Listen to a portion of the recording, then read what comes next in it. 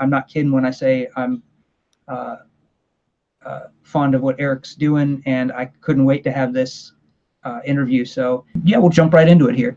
So, and I know some of these for y'all that are going, oh, Sean, really? Some of these are real basic, but I came up with them just so that if anyone's not familiar with Eric, it might help a little bit. So bear with the first couple. They're just sort of softballs and warm-ups anyway for me. So what exactly is your channel, or rather it's really for you, it's ministry, all about, and who is it for?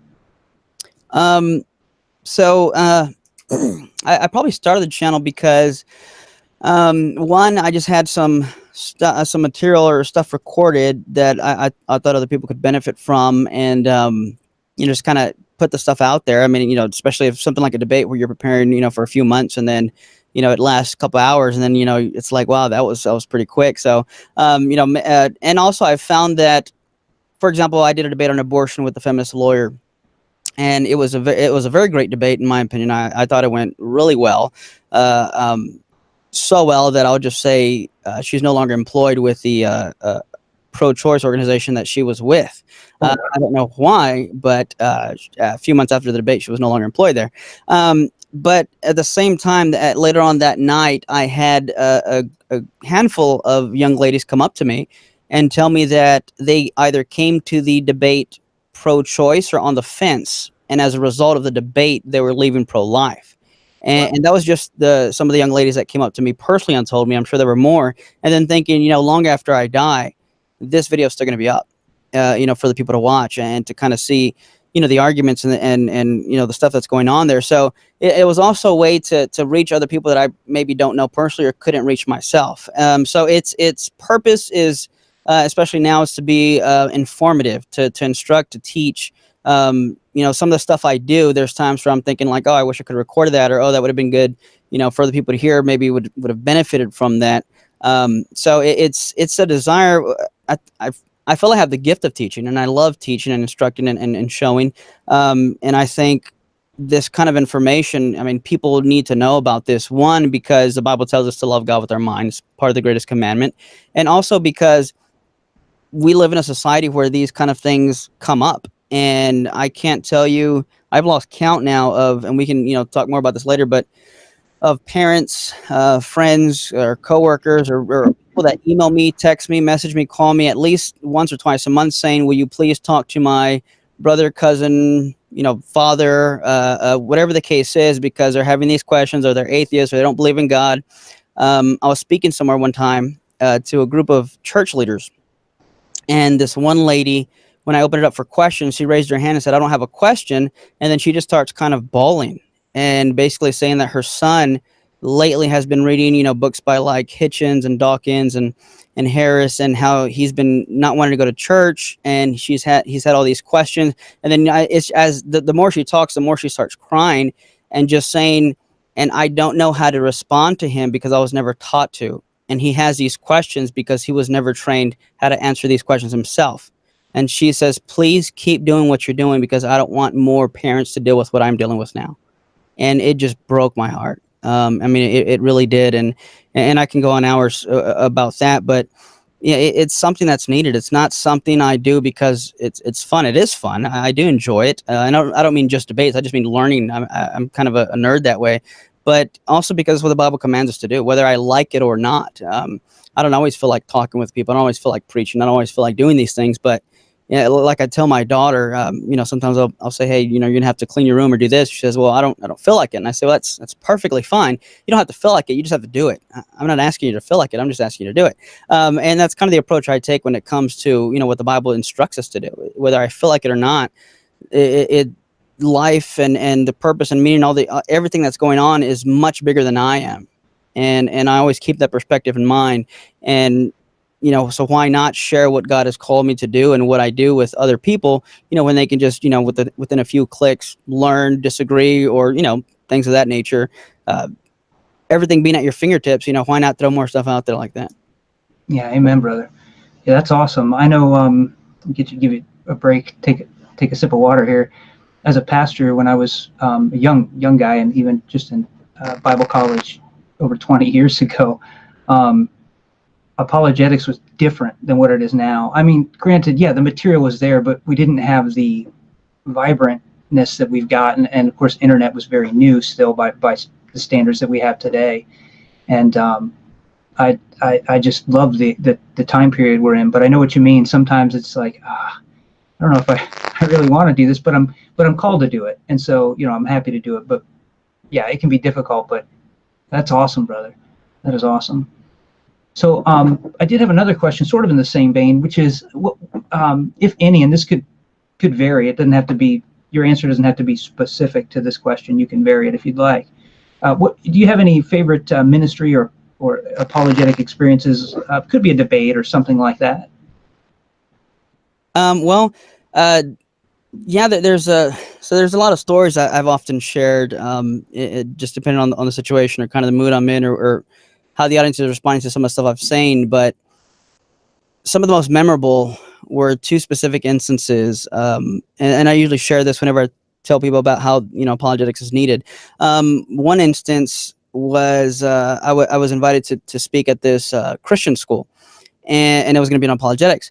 And when I get there, one of the teachers pulls me to the side and says, "Hey, just heads up, one of my students today told me that there's an atheist in the school, and he's going to be here, but they wouldn't tell me which one." And I said, "That's fine. I don't have a problem with that."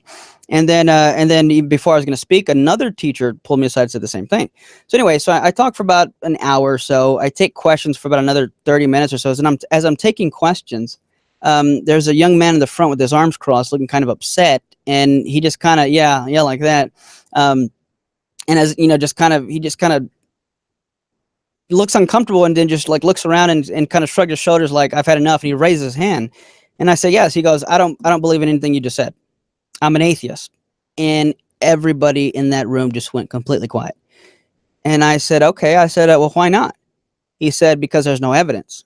And I couldn't help but laugh, not in a mean way, but I just said, "So what about the hour-long talk I just gave? What do you think of that?" And he said, "Well, I don't believe in that either. I don't believe in this or that." I said, "Okay, well, why not?" He said, "I just don't." After a few more questions, I begin to kind of feel the Spirit nudge me. And what's important about apologetics is, and one thing I try to emphasize when I teach is it's not all just this relationship evangelism God thing isn't just about being intellectual. It's also being sensitive to the Spirit. And so there's times where I'll feel the Holy Spirit say, "Hey, this person at this point doesn't need an intellectual argument." I'll give those if that's needed, but sometimes, for lack of a better way to put it, you put on your pastoral hat, if you will. And I said, "So tell me about what happened or how you became an atheist."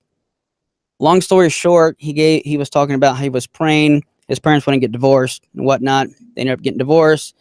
God had answered my prayer, yada yada. And that's when we kind of just started talking and being open with each other. And I said, "Well, I have a grandparent at the time who had cancer. My grandfather was 91, and he had cancer. And they said, do you want to just kind of let it play its role? Or do you want to take treatment?" And they said, "There's only been one other person that at this age who had cancer and took treatment and beat it. So, you don't, we can't promise anything." Long story, well, at the time, we didn't think, we weren't sure he was going to make it. Thank God he's alive today. I think he's like 96 or 97. But what I was telling him was, whether or not my grandpa lives, I'm praying that he does, but whether or not he lives or not is in no way does that change the truth of whether or not God exists. And we're not, and then I added some intellectual stuff. We're not God's pets. It's not his job to keep us happy, and et cetera, et cetera. Anyway, so for those few moments when we're talking, I literally felt like no one else was in the room but me and him, and it was just like a one-on-one personal conversation. And after I kind of like snapped back into it, I noticed other people who had their hand raised. So after I go to that, at the end, as I usually do, I kind of give like an altar call and say, if there's anyone here who, and as I'm saying this, I'm kind of just looking at the floor, and then I just happen to peek my head up to pan the room, asking, if you want to give your life to God or give God another chance. I had forgotten about that conversation. I look and I see him in the front row. He has his hands in his pocket. He kind of shrugs his shoulders. He shakes his head and he picks his hand up. And he rededicated his life to Christ that day.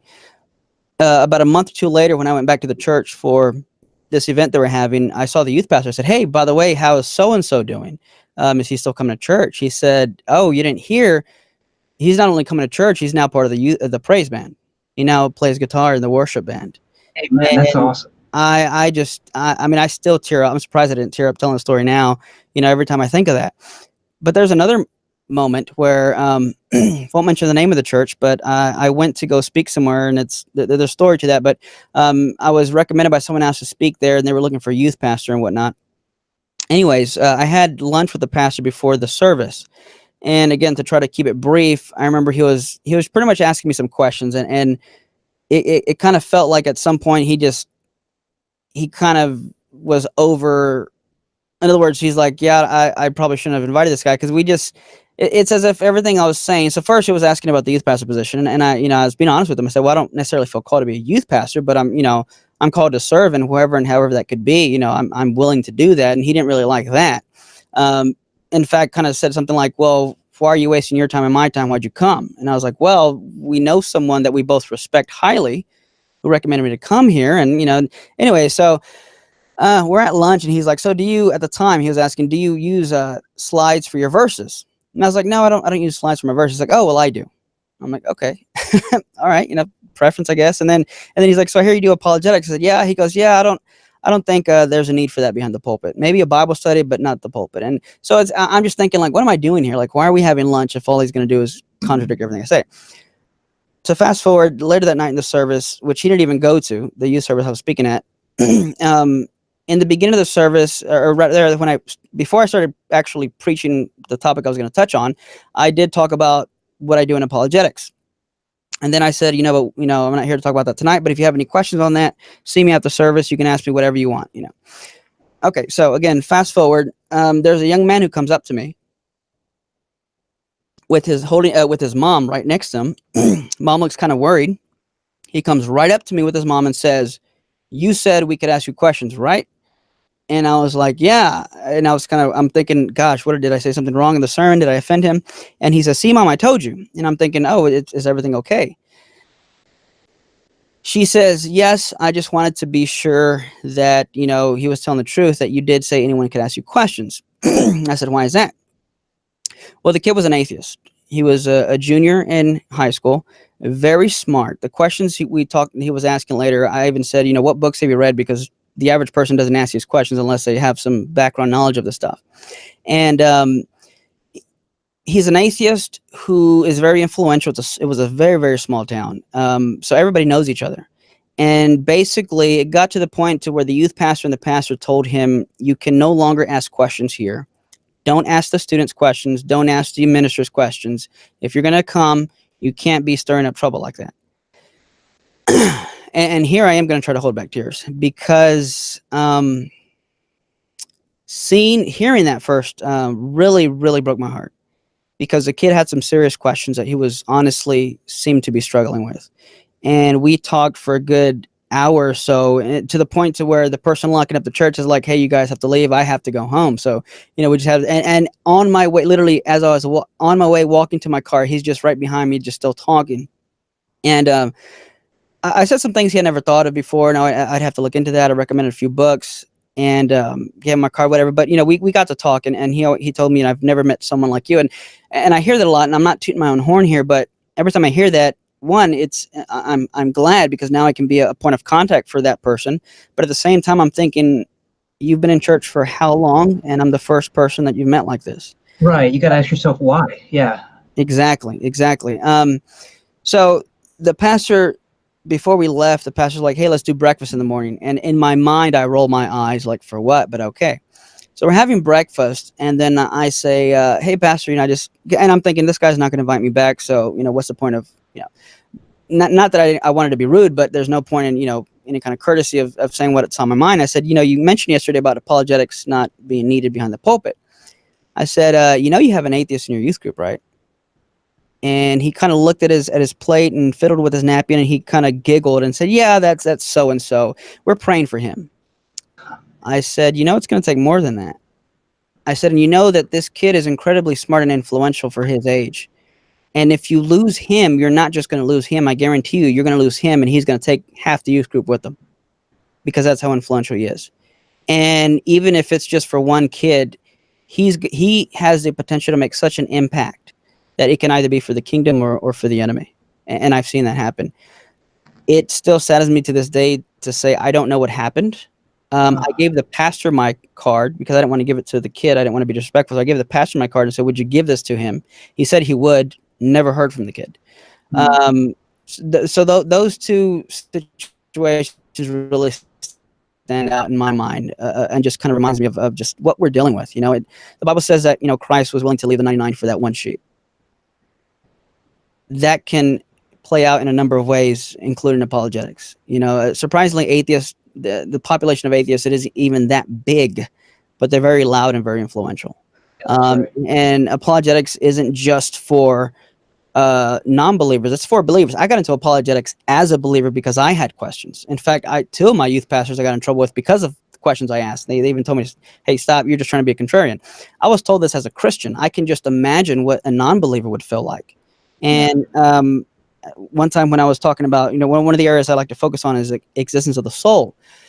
And when I was talking to somebody about this, they said something like, yeah, well, you know what, our kids don't really ask those kind of questions. And my first thought and reaction was, I said, with all due respect, it's that kind of attitude that could have led me to losing my faith if it hadn't been for my atheist professors encouraging me to look into this stuff.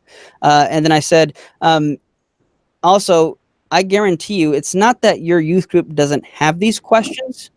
Yeah. They're going to have these questions, but if they're not asking these questions, which is a different story, then that's not a good thing. That's a bad thing and a reflection on whether or not they trust you guys at the church to be confident and confidential in the doubts they have.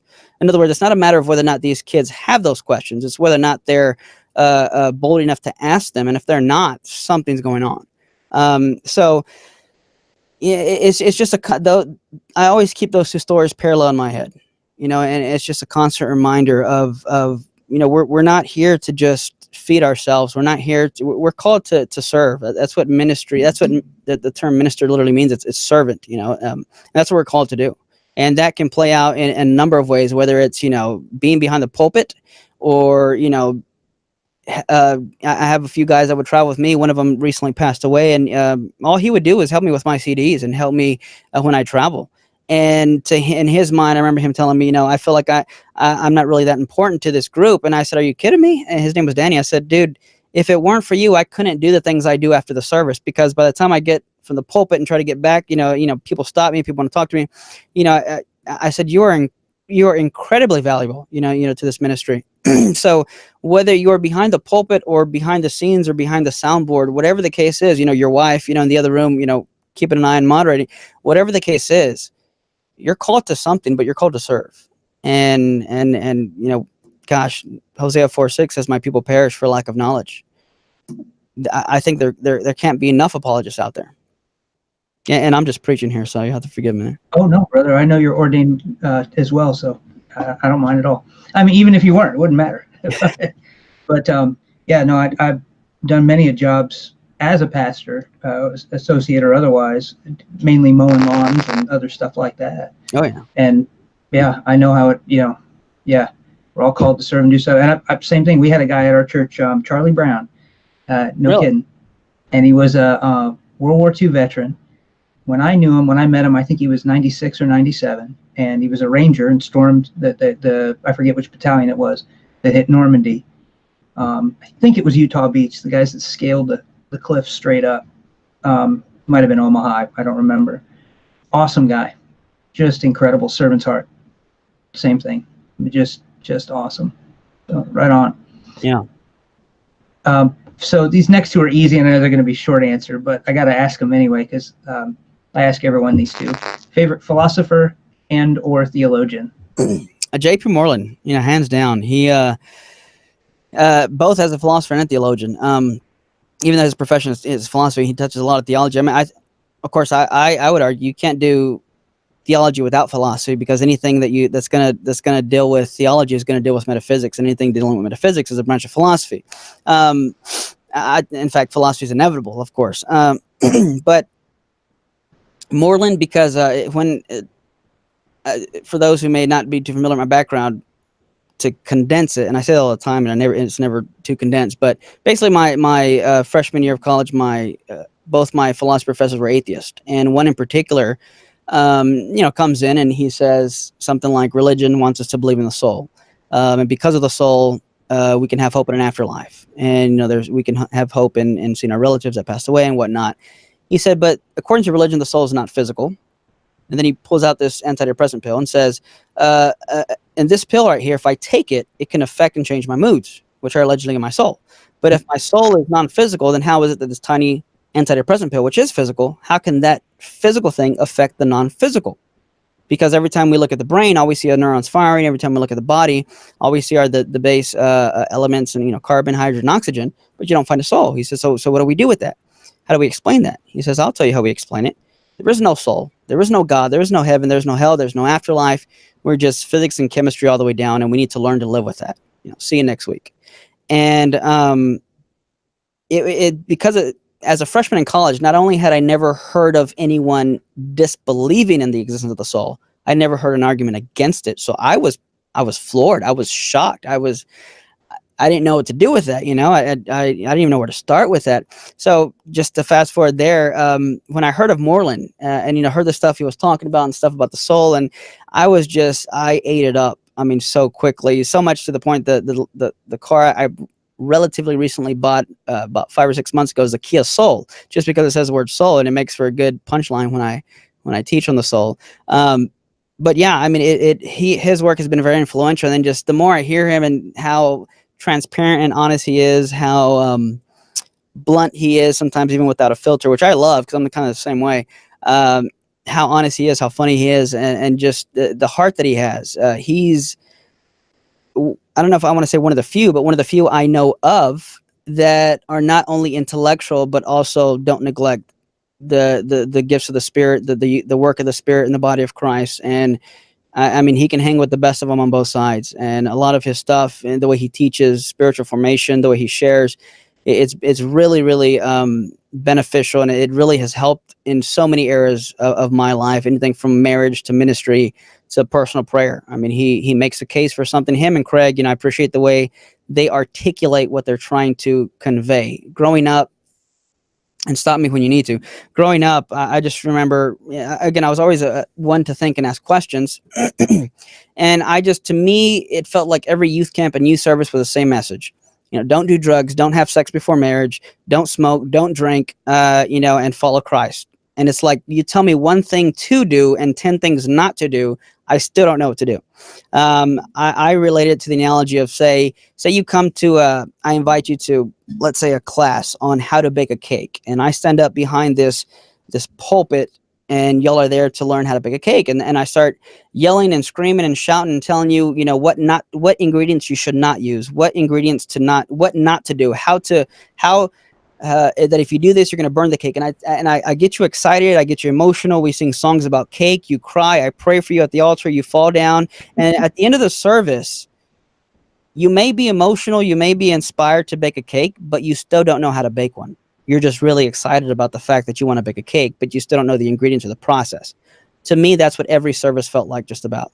And I couldn't stand it. So to hear someone not just make a point, because sometimes I don't know what some of the points were when I hear some preachers talk, but to walk you through how they came to that deductive conclusion of that point, which happened to be a theological point that was powerful to the fact that it changes and amplifies your perspective of God.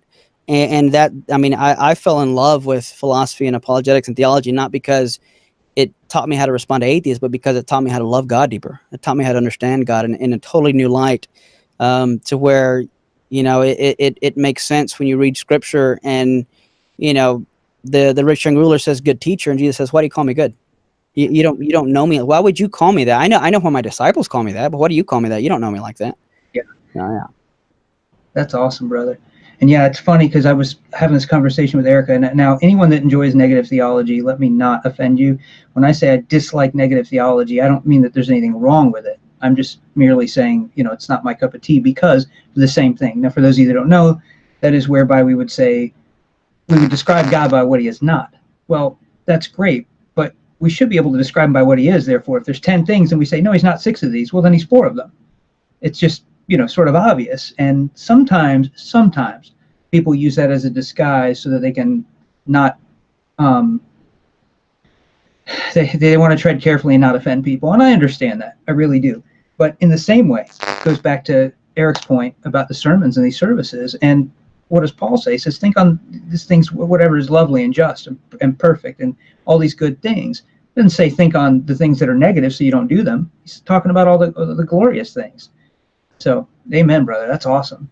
So, I'm going to jump into the question I got. So, just for those of you, I'm being selfish here. Eric, it's been a while now, maybe, I don't know, 4 or 5 months ago at least, I think, was kind enough to take me through his argument for the soul, one of, or maybe all, I don't remember. It's been a while. But in particular, and you can do this in any order you want, brother. And anything you want to cover, you have free reign on this. But for us, we've been covering a lot of philosophy on here, and we're going to be getting into metaphysics in the future. But you know how this stuff is when you have to boil it down. And the way you explain it and some of the categories, and it's just brilliant. I love it. And so I was wondering if you wouldn't mind talking about either or both, anything you want, really, brother. But this is the treat for those of you guys that are Patreon supporters. And I said, we got something special for you. Eric agreed to do this, and I appreciate it because I don't have you done this before on YouTube for anyone else? Done what? Broken this stuff down, yeah. Not extensively. I mean, just here and there. But I mean, yeah. But no, I'd love to get into it. Yeah, absolutely. Oh man, have at it, because I'm telling you, all of our subscribers, I mean, at least the ones that I've talked to, love this kind of stuff. I mean, otherwise they wouldn't be on here doing it. So have at it, brother. Any order, any way you want to cover it, whatever you'd like. But I'll just be here hanging out. When I mute my microphone, can you still hear me? Yeah. Okay, great. I'm not sure. Okay. I'll mute it and I'll test it real quick, just in case. If I know they won't be able to, but that way, it's because I don't want to mess with the screen when I talk or move my chair. I don't want the screen to go to me and I'm over here picking my nose or something. So anyway, I'll mute it. No problem. But anyway, yeah, any way you want to do it, brother, any order, anything you want to cover, really. But I'm excited, and yeah. Okay. Yeah. Well, I'll just, so whenever I talk about the existence of the soul, or when I argue for it, and when I teach on this, there's basically, I approach it by demonstrating two basic points. The first point being, and I kind of feel like I should get a whiteboard here. The first point being that consciousness is not physical, is my first point. My second point is that I am not my brain and body, or identical to my brain and body. I am a soul. So first point, consciousness is not physical. Second point, I am more than my brain and body. I am a soul, or I am not my brain and body. I'm a soul. Now, if you demonstrate these two, I would say that the conclusion would be that the soul exists. Now, first, really quick, why is this important? Well, Paul said, if there is no resurrection of the dead, then our faith is in vain. When I debated Matt Dillahunty on the existence of the soul, about a week prior to the debate, out of curiosity, I turned on his he has a show in Austin called The Atheist Experience to see if he'd mentioned the debate, and he did. And he said this was probably going to be one of his favorite, if not favorite, debate to do, because it was different than the God question. He said also, and then he said this, he said, the Bible, or Paul said, that if the resurrection didn't happen, then Christianity is false. So if you want to disprove Christianity, all you have to do is show the resurrection didn't happen. He said, but there's another way to do it. If you disprove the soul, then there can be no resurrection. And again, if there's no resurrection, Christianity is false. I thought, this guy gets it. This atheist gets it when I have trouble getting, people to like my, Facebook page or subscribe to my YouTube channel. And this guy gets it, this atheist gets it. So it's really important. And of course, there's so many other things we can get into just even later, whether or not we're purely physical and material. Do animals have souls? Things like that. A lot of implications basically to this. Free will, I mean, a number of things. So it's important, one, because I would argue, and I know there's some Christians who would disagree with me, and, we can go there if anybody wants to ask about that. But if there's no soul, there's no resurrection. And there's even problems with how the resurrection would happen, even if someone would argue that there is a resurrection without a soul, something immaterial. Okay, but that being said, first, consciousness is not physical, and then I am not identical to my brain and body. Now, how do we know that consciousness is not physical? Because, see, first, it's important to understand that, and this is all metaphysics, philosophy of mind. So there are things, think of water. Water can come in 3 different states. So there's states and properties. It's important to understand what states are and properties. So things like water can come in various states. Water is a substance. So you have water as a substance, and then the states would be solid, liquid, or gas. And then the properties are going to identify and tell you what state it's in, and it's going to give you an idea of what kind of substance you're talking about. So if I said that water I'm looking at has a property of being wet, then you know it's in a liquidity state. If I say water right now is it has a property of being hard, it's in the solid state. So when you understand the property of a certain state, it gives you an idea of what the substance is, and properties help you identify states. Okay, that being said, consciousness, what is it? For whatever reason, in some recent discussions I've had, like in the discussion I had with atheist Tom Jump, which you can find on my channel, and I even did some highlight videos on that, a couple of them.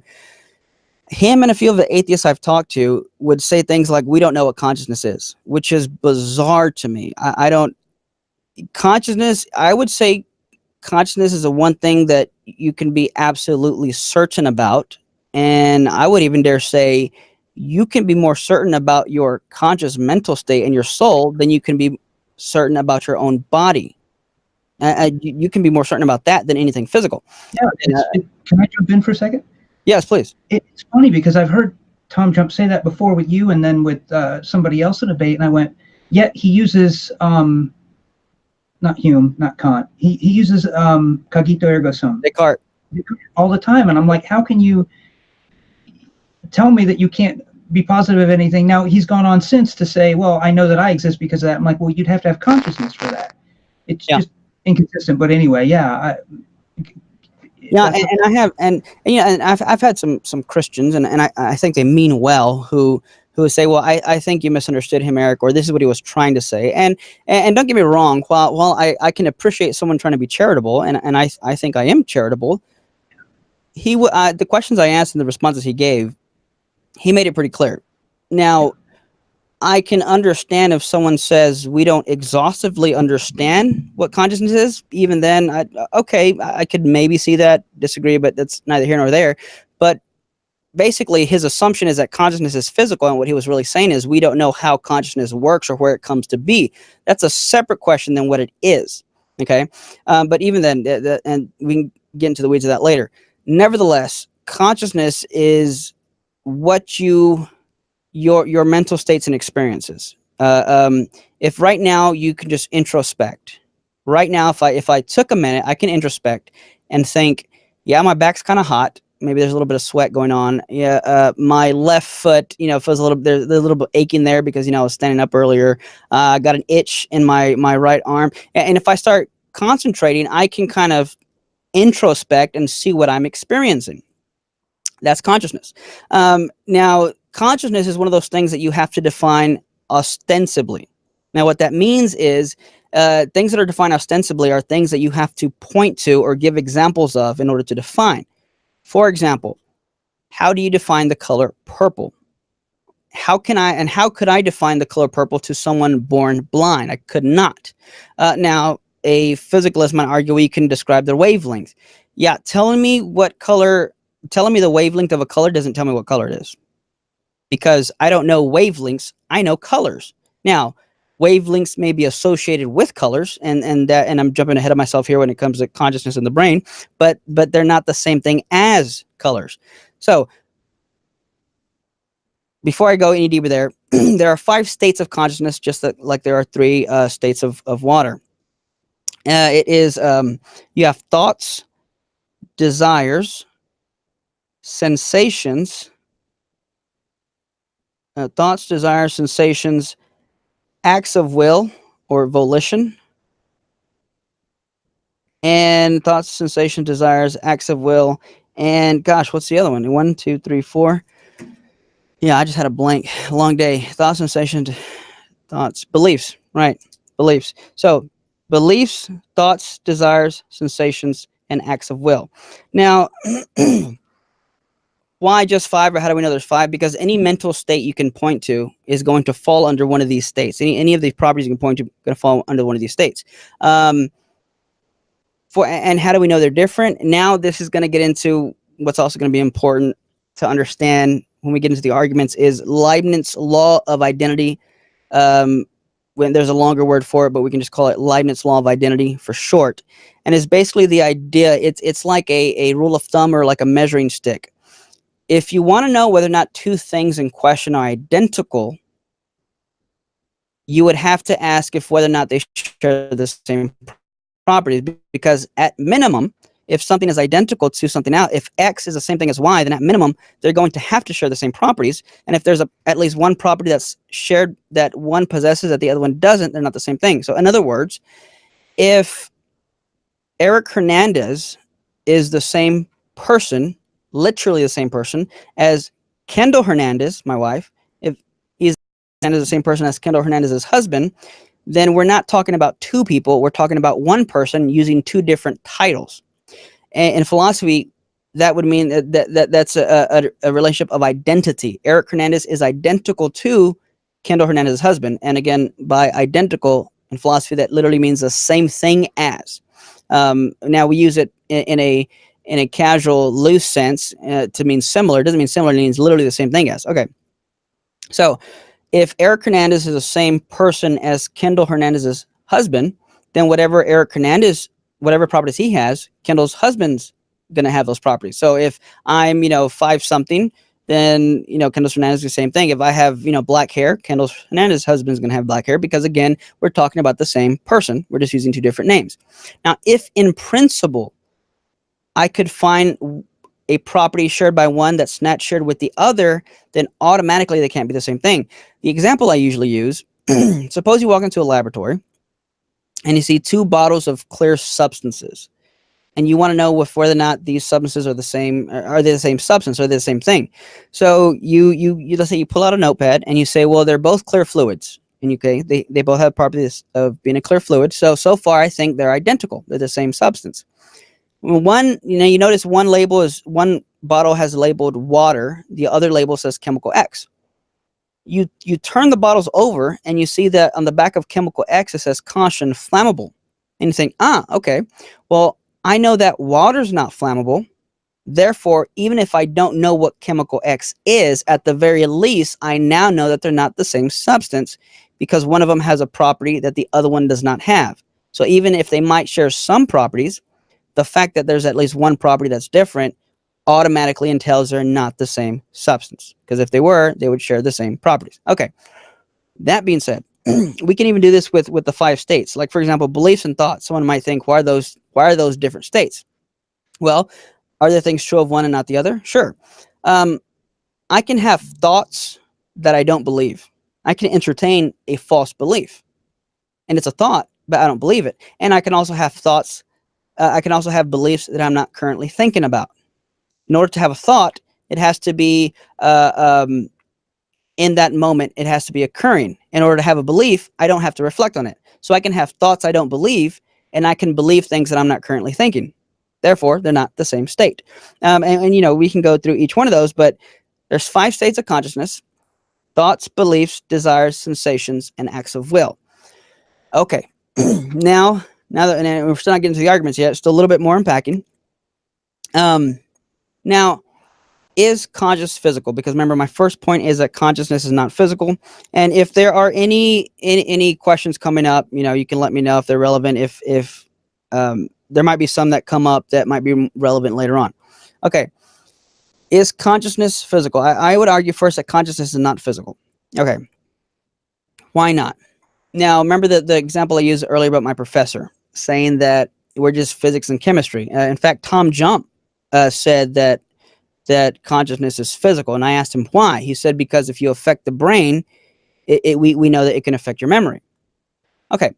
Now, the reason that doesn't work is for the following. Remember, we talked about Leibniz Law of Identity. When X is the same thing as Y, if Eric Hernandez is the same thing as Kendall Hernandez's husband, that's a relationship of identity.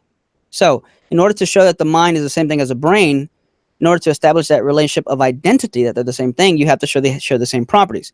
Now, if I rub two sticks together really fast, I can cause a fire. But does it follow from that therefore two sticks rubbing together and fire are the same thing? No, of course not. No, wood sticks have a certain color. Fire has a certain color. They don't share that property. So in other words, so then what is that? Well, that's a cause and effect relationship. But a cause and effect relation is not the same thing, nor does it establish identity. If I play guitar and let's say I'm the greatest guitar player in the world, if you untune my guitar, it's going to affect my music. So my ability to play is dependent on the guitar. But does that dependent relationship prove that therefore I am a guitar? No, of course not. It's just the instrument I use to convey the talent I have. Let's say I'm the worst guitar player and I have the world's greatest and most expensive guitar. Well, it would help me play good music if I knew how to play. But again, just because I'm dependent on it doesn't mean I'm the same thing. Well, what about the fact that if I pop a certain amount of strings, I would no longer be able to play the note C? Does it follow that therefore the note C is the guitar, or that the note C is in the guitar? Much like people say my thoughts are in my brain. No, I can't. If I were to crack open a guitar and shake it a little bit, the note C is not going to fall out. It's not as if, if I go play a concert and I get on stage and think, oh my gosh, the note C, it must have, guys, give me a minute. I need to go look in my trunk. I think it fell out. No, they're not in there. Now, the note C is dependent on and caused by a certain number of strings being pressed and strung. But just because it is caused by that, it does not follow they're the same thing. Now, back to the excuse me. Back to the thing about what Tom Jump had said, and other people, what people usually say is, well, you have Alzheimer's, you have these mental disorders or these brain disorders, it affects your mind. Sure. What does that show us? That there's a causal dependent relationship between the mind and brain. Right. That's fine. Does that show that they're not that therefore the mind is physical? Of course not.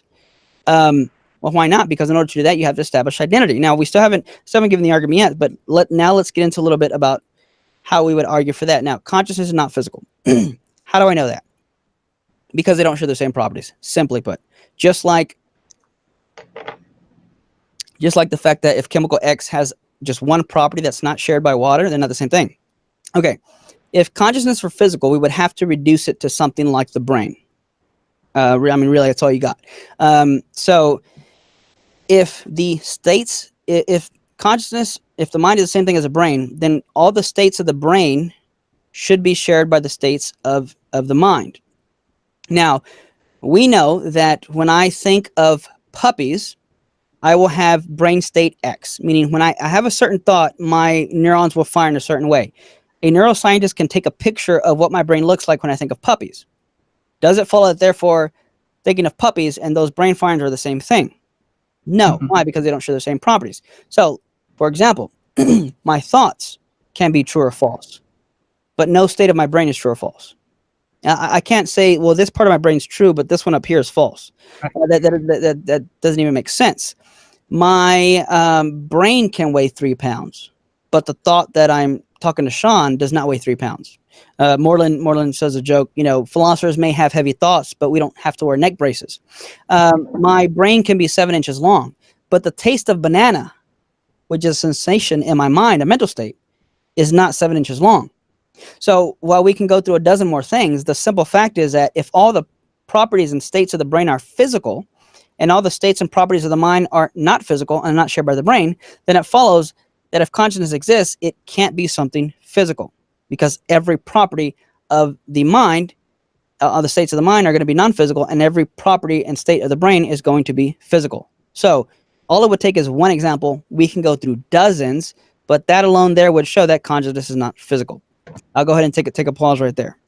Okay, that is awesome. We had one question, but I know from what I'm going to be asking you, we will get to. It's not. I don't think it's related to the soul. Let me just double check it. And so that I don't want you to lose your train of thought. We'll get to it though. Air Church, we will get to that question. Erika sent it to me.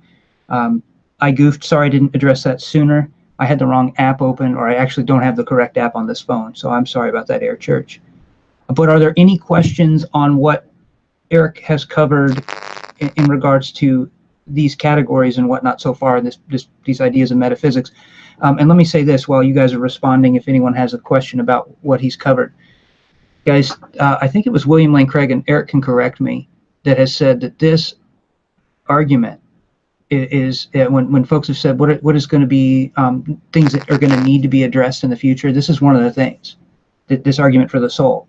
And I wholeheartedly agree with Eric that this is critical in that it relates directly to the resurrection, which if there's no soul, I mean, I know there are some Christians that want to hold to a purely physicalist view that there's no intermittent state.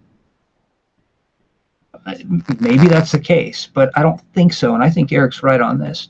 And so I think that this argument is paramount for us as Christians to learn this and understand it. And particularly, not just the argument, but notice what Eric's giving us is the material that we need to understand all of these underlying questions. So let me see, were there any other, Erika, were there any other questions related to this? I see Eric Church's go, oh. Yep, no, I don't see anything yet. But we'll keep that in mind. Let me see, I think I had a question. Wasn't that? So, Eric, can you hear me? Yes. Okay, good. I'm just making sure I didn't make that long diatribe and my microphone was muted. That would be bad. With states and properties, so I'm tracking on states for like water would be solid, liquid, gas. Is that correct? Yes. And then the properties would just be the form that of the state. That's where I was trying to take notes quickly and I missed something there. So the properties will identify what state a thing is in, and that could be and that's where it gets a little bit more complicated of what a state is, but it'd be like an event or mode of existing. So when things are in a certain way, or things are happening and changing in a certain way, then those bring about states. So when water freezes, then it changes states because something occurred. There's events happening, and a group of those things, or when things happen, they represent states of a thing, states of a substance. Gotcha. And there's okay, yeah. I just wanted to make sure I had that right, and then I guess I could just rewind the video later on. Like I said, for those of y'all that aren't asking questions right now, man, you have no idea how much this means to me, because I'm telling you right now, this is. I know this will sound tacky, the argument of the future. All right. Yeah. And, even just a few other, so we can even get into the relevance of it more, and just getting started here too, because when it comes to, again, consciousness, its relevance plays a big role here, because if consciousness is simply something physical, then there would be no free will, because all your thoughts would be something physical, and something physical would necessarily be caused by something else that's physical. And that we get into that later on, because that's an argument I use for the soul. But going back to the consciousness thing, now just to throw a few more of these out there. Can I interrupt you real quick? Yes, please. We had a couple questions come in now, and I just want to make sure, because there's a delay, I forget that. So one, and I'm sorry to interrupt you on that. Okay, so Corinth is asking, and I'll let you answer this. What are some resources for those that want to investigate this further? And there's another question, but I'll let you answer that first. Sorry, I happened to yawn right when I muted. Oh, I'm sorry. I can answer it. No. One of my absolute favorite is J.P. Moreland's book, Body and Soul, Human Nature and the Crisis in Ethics. And that not only is really good when it goes into a lot of what I said and more, it also goes into ethical issues that would, at its root, deal with the existence of the soul and personhood. So, for example, well,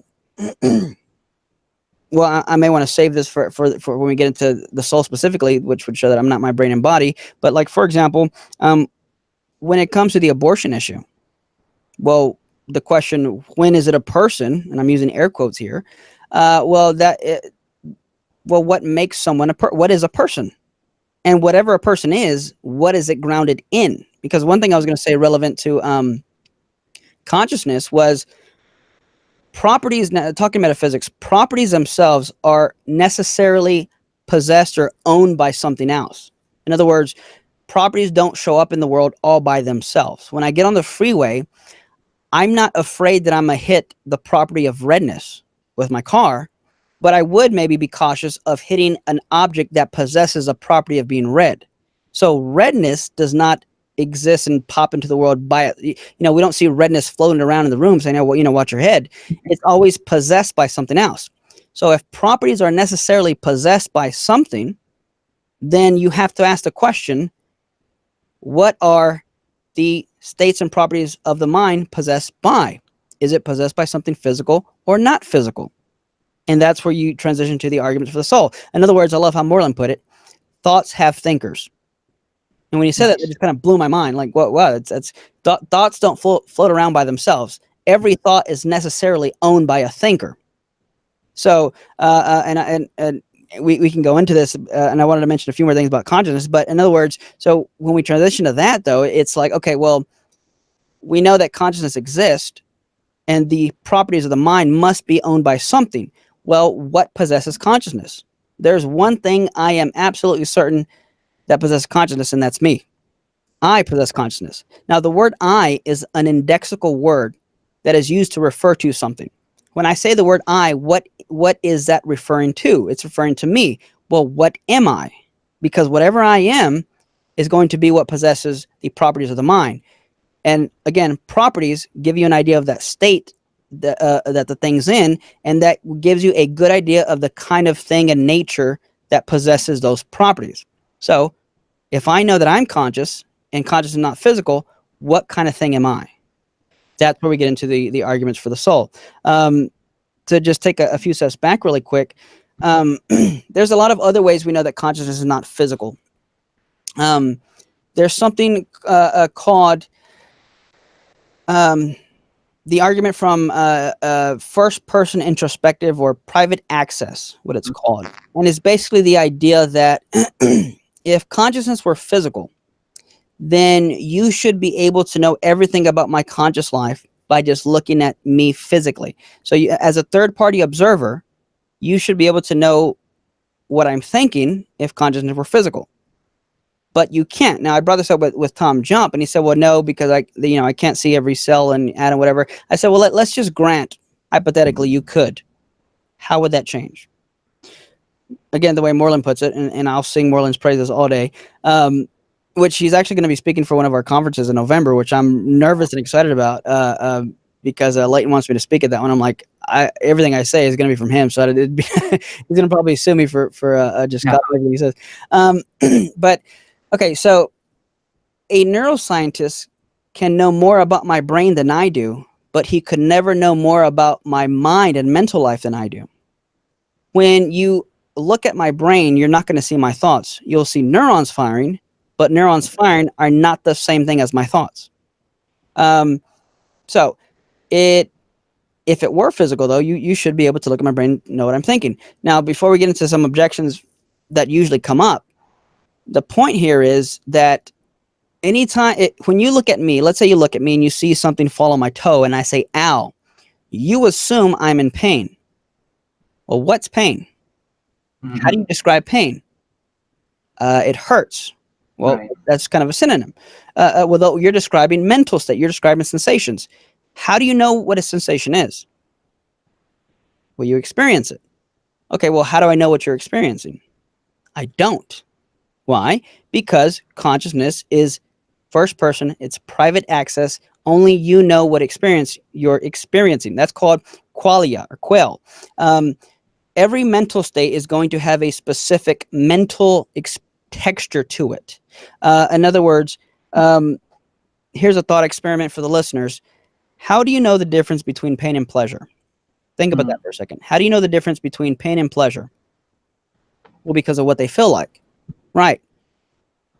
Well, in other words, if consciousness were physical, I was talking to David Smalley once, an atheist who also debated, also one of my favorite debates. It's on my channel. We're talking one time, and he was saying, and I said, well, pain's not physical; it's in the mind, not the soul. It can be caused by things in the body, but again, that's just a cause-effect relationship. It's not identity. And I said, well, do you think consciousness is physical? Yeah. He said, of course. That pain is physical. He said, of course it is. I said, well, how do you know you're in pain? He says, I just feel it.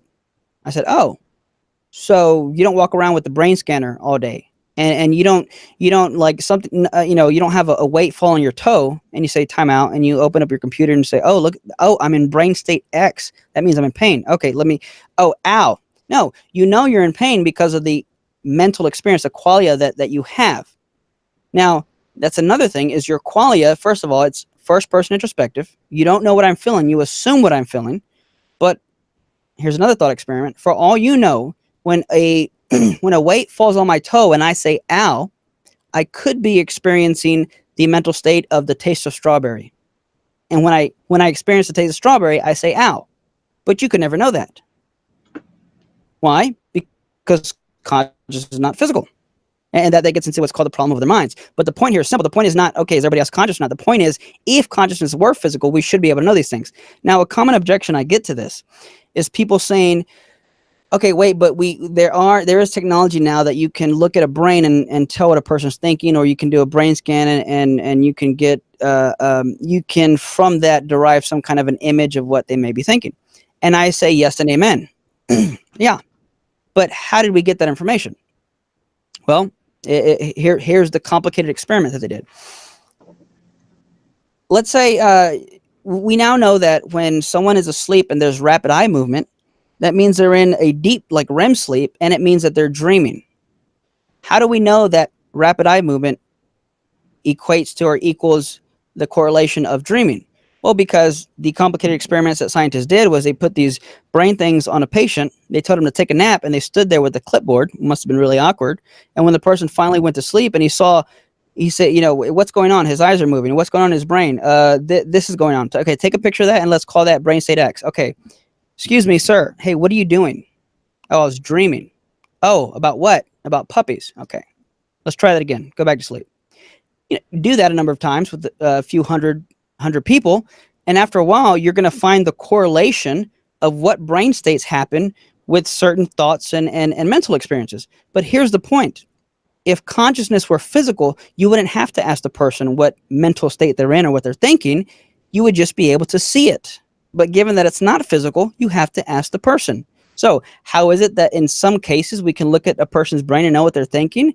Because we had to ask them in the first place, and we assume everybody else is thinking the same thing. But once again, here's another thing to think about. I had a friend who I worked with. He could not see the colors green or red. It's a certain type of color blindness, and there's a variation of color blindness where there's some colors you can't see. And it's crazy because the way I found out, there was this I worked at a school, and there was this poster of like Skittles.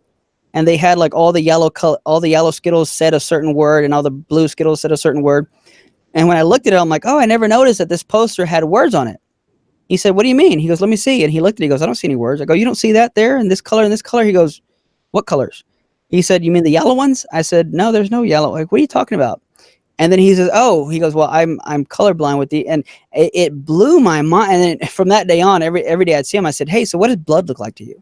Hey, what do trees look like? Hey, how do you know what stop, when the stoplight is green or, I said, I had all these questions, but the point was he and I can both look at the exact same object, but have different mental experiences. I could not have looked at his brain and knew that. He had to tell me. Now, someone could argue, well, we know that if you're missing certain parts of the eye, we know that you'll be colorblind. But again, how did we know that? We had to ask the person. Right. We had to ask them. If I go to the eye doctor and he says, hey, read this letter for me. I say, oh, that's the letter B. And he says, no, what an idiot. That's the letter 8, actually. No, he doesn't say that. He believes me because although he can look at my eyes, and even if he needed to look at my brain, he doesn't know what I'm mentally experiencing, because again, consciousness is not physical. Awesome. Thank you. There's a couple more questions I wanted to squeeze in. I'm going to prioritize these guys for those of you asking the question. So I might, because I sort of have an idea of where Eric's going, I may push them back towards the end, some of them. But Andrew asked one that I was wondering about, because I think I got 6. And I think he was just asking, Eric, the 5 things of states of beliefs? I'm sorry? States of consciousness? Yes. Okay. And what were those again? Sorry. Sure. Thoughts, beliefs, desires, sensations, and acts of will, or you can call it volition.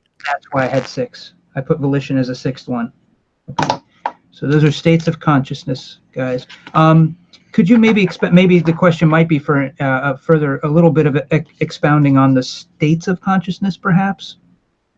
I'm not sure how much that needs. Say that again? Andrew might be asking for a further explanation to the states of consciousness, or did you already forgive me here? I mean, I guess that's pretty straightforward, yes? Well, again, to define consciousness, you define it ostensibly. Right. Sorry. Things you point at then. You point out or you give an example of. So, say you met a person who's never tasted chocolate before. I once met a person who never tasted Nutella. He never had it, you know. I'm like, dude, you never had Nutella? Okay, so now let's say he not only never had Nutella, let's say he's never had chocolate. How do I describe that to him? It's sweet, maybe. Okay, yeah. Well, that he would have to first know what something sweet tasted like. It's creamy. He would have, in other words, in order to describe a sensation he's never experienced, I have to point to sensations he has experienced. Right. But even then, he has maybe never experienced all these sensations together to know what I'm talking about. He would have to experience it. So, what's a thought? If you want to put it in a philosophical statement, it would be propositional content that you reflect on. There you go. But someone may not even know what I'm saying. But my 10-year-old, and even when she was 4, if I ask her what a thought is, she say, "Yeah, I know what a thought is."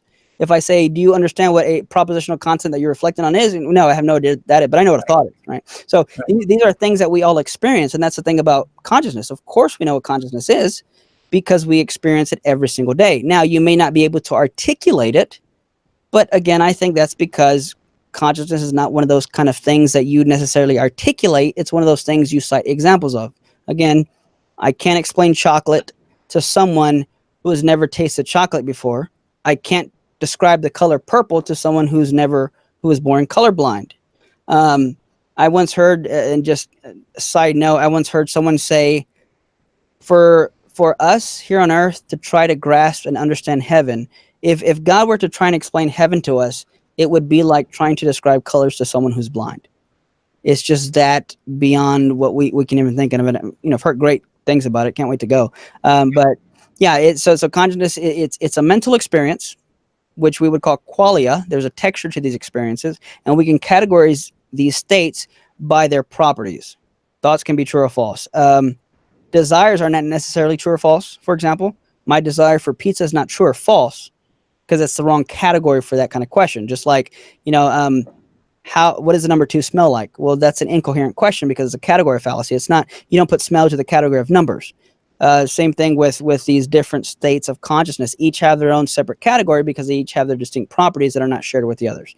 Some may overlap, like thoughts and beliefs, but again, I can have beliefs I'm not currently thinking, and I can think about things I don't believe. Awesome. Thank you. I think that will definitely help. It certainly reminds me. JMD Apologetics 101 has a question, and I think if it needs to be pushed back to later, just I'll ask again. But he's asking, what happens with the soul when people are asleep or unconscious? Just a curious question. Like I said, if that needs to be.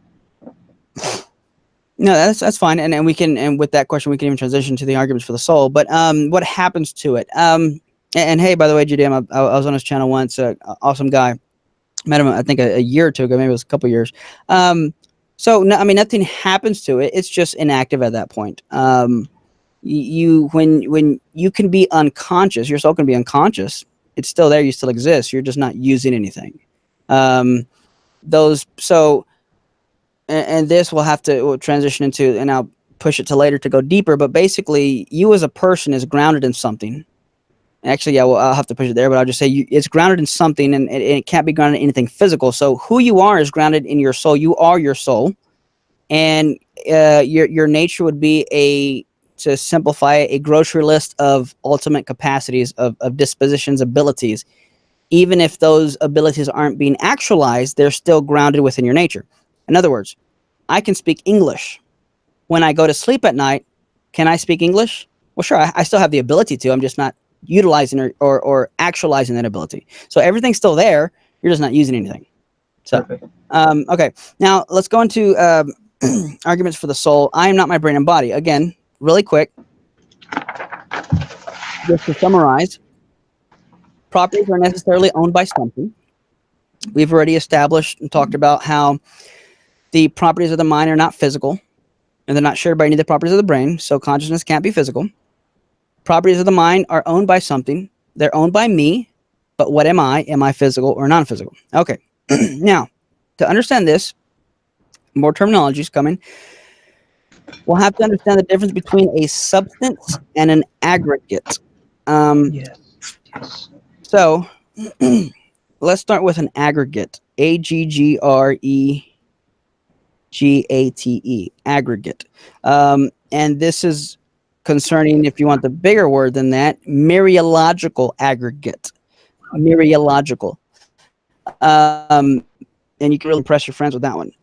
Basically, what that means is that, so an aggregate is something that's, an aggregate in our context here would be basically a collection of separable parts held together in a certain structure.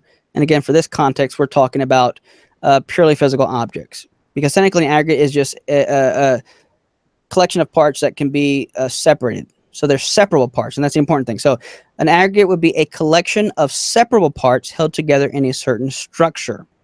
I say it like that for a reason we can maybe get into later, because Thomism could come into play if anybody out there is a Thomist and whatnot.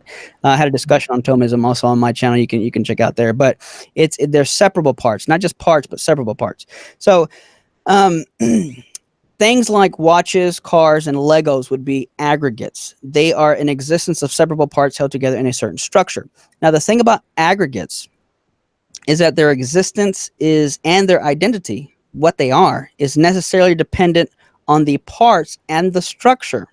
For example, if I go to my garage and there's a pile of 10 wooden boards, well, I would call it a pile of 10 wooden boards. If I reconstruct those wooden boards into a square shape with the bottom, then I can now call it a raft. Same amount of boards, but now the structure is different. So now its identity has changed. If I get a tricycle is a tricycle in virtue of the fact that it has 3 wheels. The moment I remove one of the wheels, it is no longer a tricycle, but now a bicycle. Why? Because purely physical objects, aggregates, their existence and identity is necessarily dependent on the parts and structure they possess. Okay.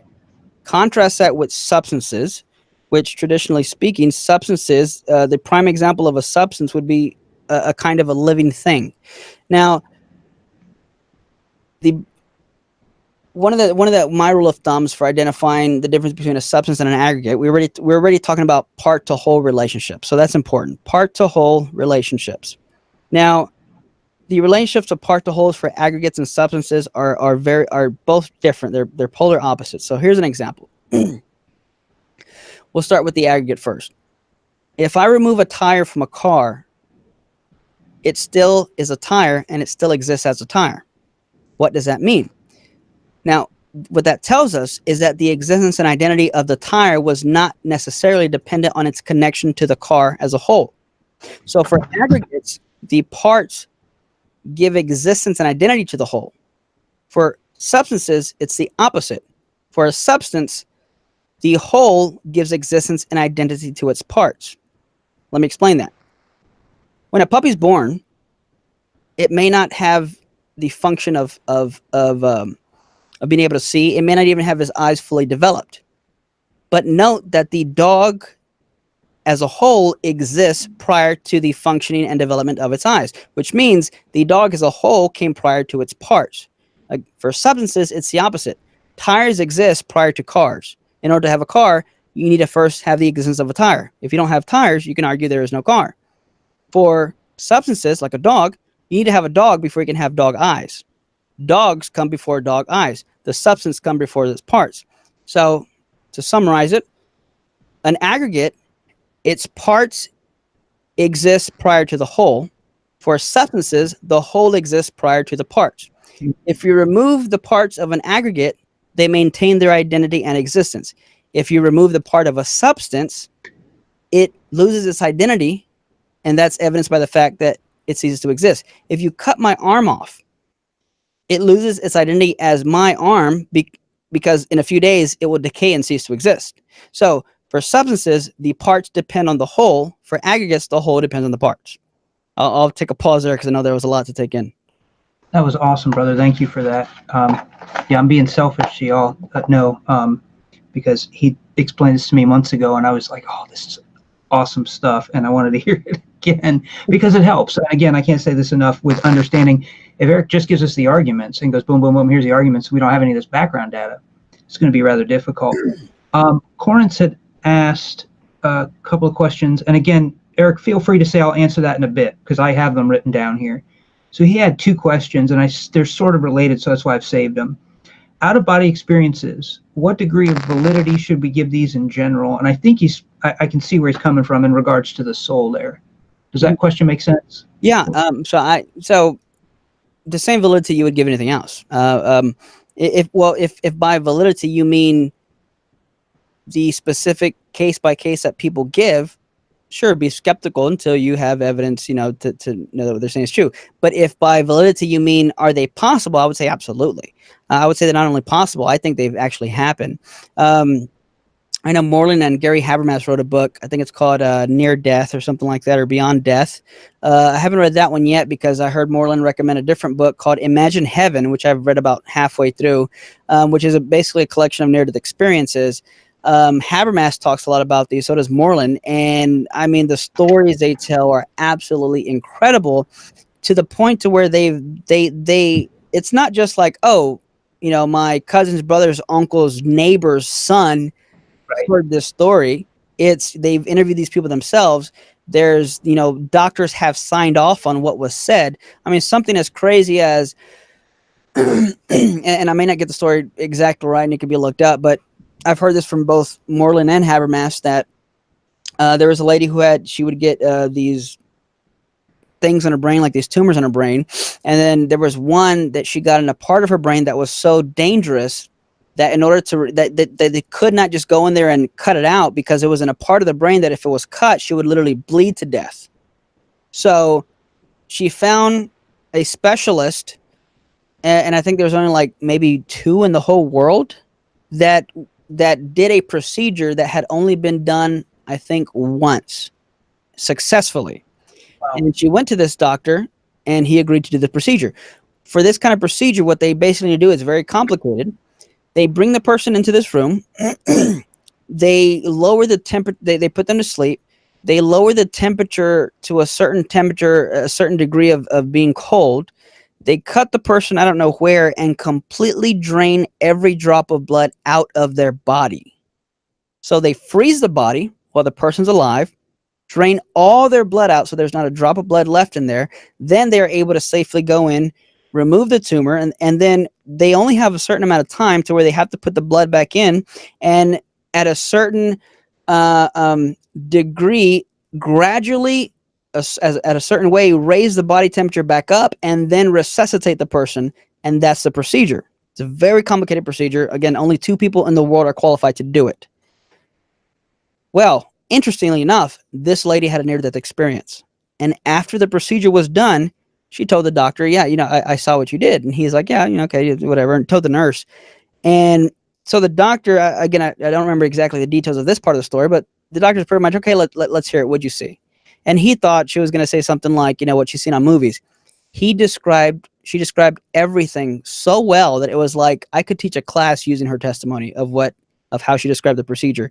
She described things that you're not going to see in a movie. Because again, this is the procedure's only successfully been done once. The type of tools they used, the way they did it, what the doctor was doing, just details. You can't say, because some atheists might say, that's just oxygen deprivation in the brain. Sorry, when you don't have any blood in your body, and you're under the knife, and you're not only flatline, you're dead basically on ice. Yeah, that's not oxygen deprivation of the brain. And even if it were, how are you going to get those details right? There's so many. And I'll just share one more. One that gave me chills. because people might think, well, these are stories that give people hope or they're happy. Not all of these are happy endings. In fact, a good number of them are kind of depressing, or really like, gosh, okay. So here's one. There was I don't know if it was a little girl or a little boy that basically had passed away, and I think for she drowned or something for 30 minutes, was gone. And then throughout the next few months, the kid would bring up, these stories about heaven, and the parents didn't really know what to think of it. One day, I think it was like Christmas or Thanksgiving, and it was a young kid that doesn't really, let's just say, innocent and naive. The kid said, "Hey, I didn't know I had a sister," and the mom and dad were like, "You don't know you don't have a sister." Like, "You're talking about your cousin Sophia?" No, I'm talking about my sister. And the mom looks at the kid and says, "What was her name?" And she said, "Oh, she told me y'all never gave her a name. In fact, she said you sucked her out of her tummy." The father didn't know about that. And because of that, and because it was said in front of the family, they ended up getting a divorce a few months later. That's not a happy ending. But this is just a child reporting the facts of what they saw. The mother had never told anyone, much less the father. And there's no way this kid would have known that. The kid doesn't know what an abortion is. Right. But I mean, yeah, I saw my sister in heaven, and she told me you sucked her out of her tummy. I mean, when I heard that, I both got chills and I teared up. I mean, so again, there are a lot of things like that. And there's Habermas. You can look up the lectures he gives on that. A lot of interesting stuff on how they determine when you have this level of, when the brain's been dead for this long, or there's this and this going on, we know for sure the person's not there, and all that other kind of stuff. But yeah, it's certainly possible. The fact that you're not your body, there's a correlation relationship, but they're not the same thing. I can go into more illustrations, but yeah, hopefully that answers. So sorry for being long-winded. No, brother, that's this. We love this. I appreciate it. Going into detail like that. Yeah, Habermas has got some great lectures on that. I think we've all heard the one about the woman with the shoes up on the top that she saw when she's going up the top of the roof there, and all kinds of cool ones like this. And I think it's a half an hour on the timeline for I think it's brain activity and no heartbeat. I think. And how I could be, my medical training stopped when I got out of the Army. So it's been a long time. I had learned trauma and triage stuff, but it's been too long. And then some of these other ones, Corns had another one, but I'm going to wait because I'll let you present the argument. I think it'll be good at the end. And Erika had some, which I think all of us are going to want to hear the answer to that. So I'll save those two for the end. So carry on, brother. Yeah. Okay. So let's get into, and usually we'll do about 3, maybe 4 arguments for the soul. Time flies when you're having fun with philosophy. Oh, I know. I looked up, I was like, oh my goodness, are you kidding me? I mean, I don't know that anyone minds, but yeah, whatever time you have, we appreciate you being here and doing this. Like I said, my wife and kids are out of town, so I'm in no rush. It distracts me from being lonely. Amen. So am I the same thing as my body? Because if consciousness exists, and it's not physical, and I possess the properties of being conscious, then if I'm not my body, then I must also be something non-physical. So again, to refresh on Leibniz Law of Identity, if two things are the same, X and Y, whatever's true of one is going to be true of the other. If in principle you can find something true of one that's not true of the other, they can't be the same thing. Okay, which one to start on? Well, actually, let me start with one that's not necessarily a law of identity thing. This was an argument that philosopher Eric Larock came up with. And I forget what the title of it is called, or what the thought of me is called. But basically, we know that there are certain regions of the brain that are correlated with certain mental states. Neuron C fibers firing is correlated with sensations of pain. But again, correlations are not. I think it was philosopher Kim Jaegwon Kim, who's not a believer, I don't think, and doesn't believe in the soul, but he says something, and I think Nagel said this too, where basically some atheists will say, oh, well, we know that it's a correlation, or we know that this, or there's an emergence going on. Correlations are not explanations, but are the very thing that need explaining. So just because you put a label on something doesn't mean you've solved the problem, you've just labeled it. So Even though we know the correlation, that doesn't explain anything. That doesn't explain, that doesn't do us any good.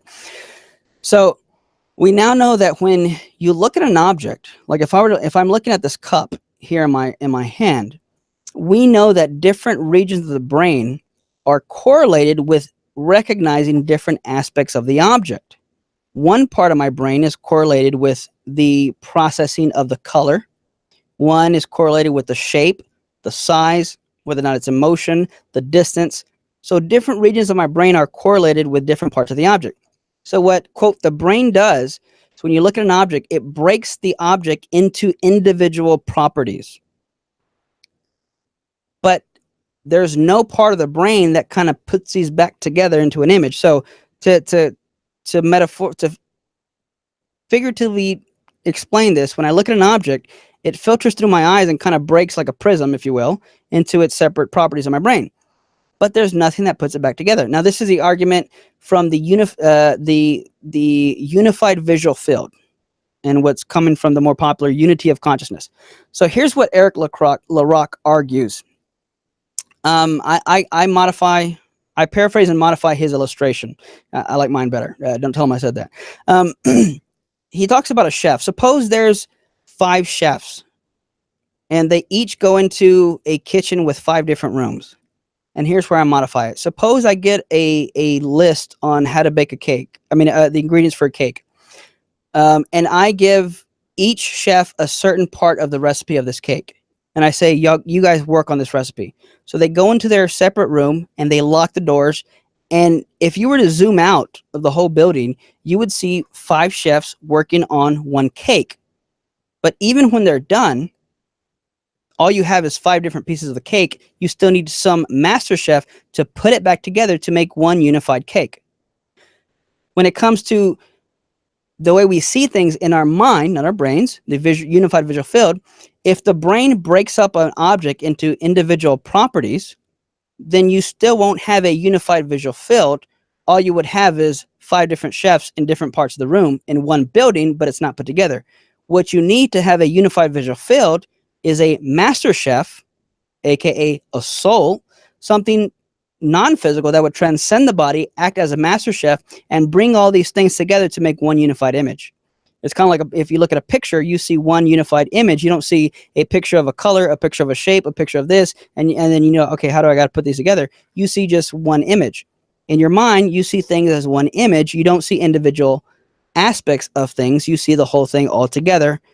Why is that? Because there is something that transcends the body, the physical, namely the soul, that gathers the information collected through the eyes that the soul uses and puts it into a unified visual field.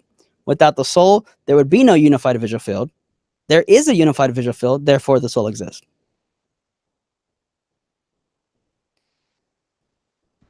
Nice. Any questions on that anyone would have? Eric, can you state those premises one more time? I realize, again, this is on video. I don't know why I'm asking, but you never know what might happen. Yeah, no, right? That's fine. And I even kind of, the way, I don't know how he puts it in his, in the way I'm writing it, when I'm in the process of writing a book, I think I write it something like I'm either a purely physical object or a soul.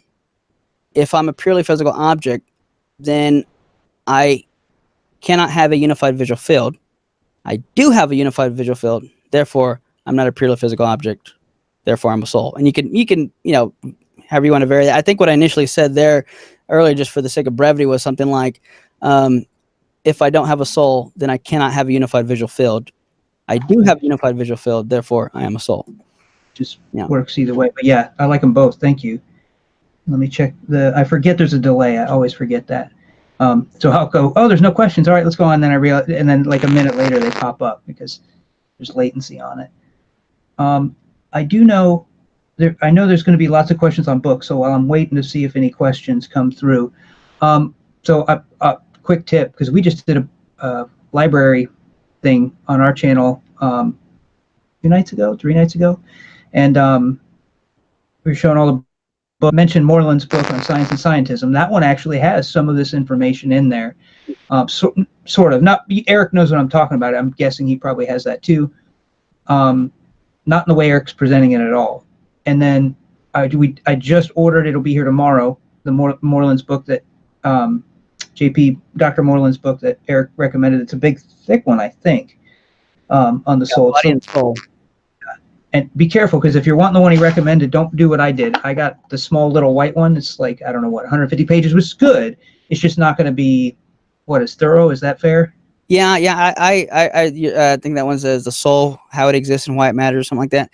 Yeah. I mean, I enjoyed it, but the thick one you're talking about really goes into a lot, really in depth and a lot more exhaustive.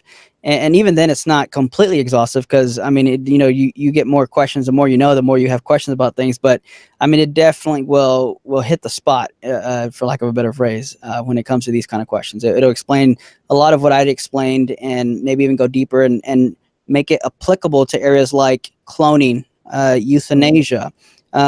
When a baby's born, sometimes there's twinning where they split, and then sometimes the twin can be reabsorbed back into the other twin. What happened, or is there a soul? Dillahunty asked me something like that. And then I don't even know if I want to open this can of worms this late, but then you get into the origin of the soul. How does a soul come to be? Is it a creation? There's a creationist view, and there's what's called the Traducian view. Again, I won't get into it unless someone asks, but we can. Okay. But I may ask you that sometime. That's awesome. But I did have a question come through, which is interesting too. I like this. It comes from Corinth Chandler. He's one of our regulars, a great guy, awesome guy. And he asks, then our concept of the soul in this case will be broad enough to encompass animals, yes? Oh, absolutely. And this is my personal rule of thumb here. We can know something that has a soul if A, it's conscious, and B, the whole is prior to its parts. So we know it's a substance. And I would say if it's conscious, automatically you got a soul. And I would just either of those two. Well, definitely you need the conscious thing to establish a soul, but to know whether or not it's a substance is the whole prior to the parts. And if you check that, if it's conscious, then for sure it has a soul. So definitely the conscious thing would definitely go there. But then sometimes you might think, okay, let's look like at a jellyfish. Well, is a jellyfish conscious? But we do know that the whole comes prior to the parts. It's a living organism. So we would say that, I would say, it has a soul. It just has a different kind of soul. Now that gets into the nature of the soul and the variety of souls. Just like just like there are a variety of species, there are a variety of souls. In fact, I would say that the reason there are a variety of species is because there are a variety of souls. So Moreland puts it this way: the soul is an external realization of an internal structure. Now, and we're diving into metaphysics here even more. So your body is a reflection of your soul. The reason you have the body that you do is because you have the kind of soul that you do. An example illustration I came up with: if I were to put a blanket over an object, even though I can't see the object, I can see the form that the blanket takes. And the form that the blanket takes gives me an idea of what's underneath the blanket. Your body is like the blanket to the soul. The form and shapes and parts that it puts together gives you an idea of what kind of soul you have.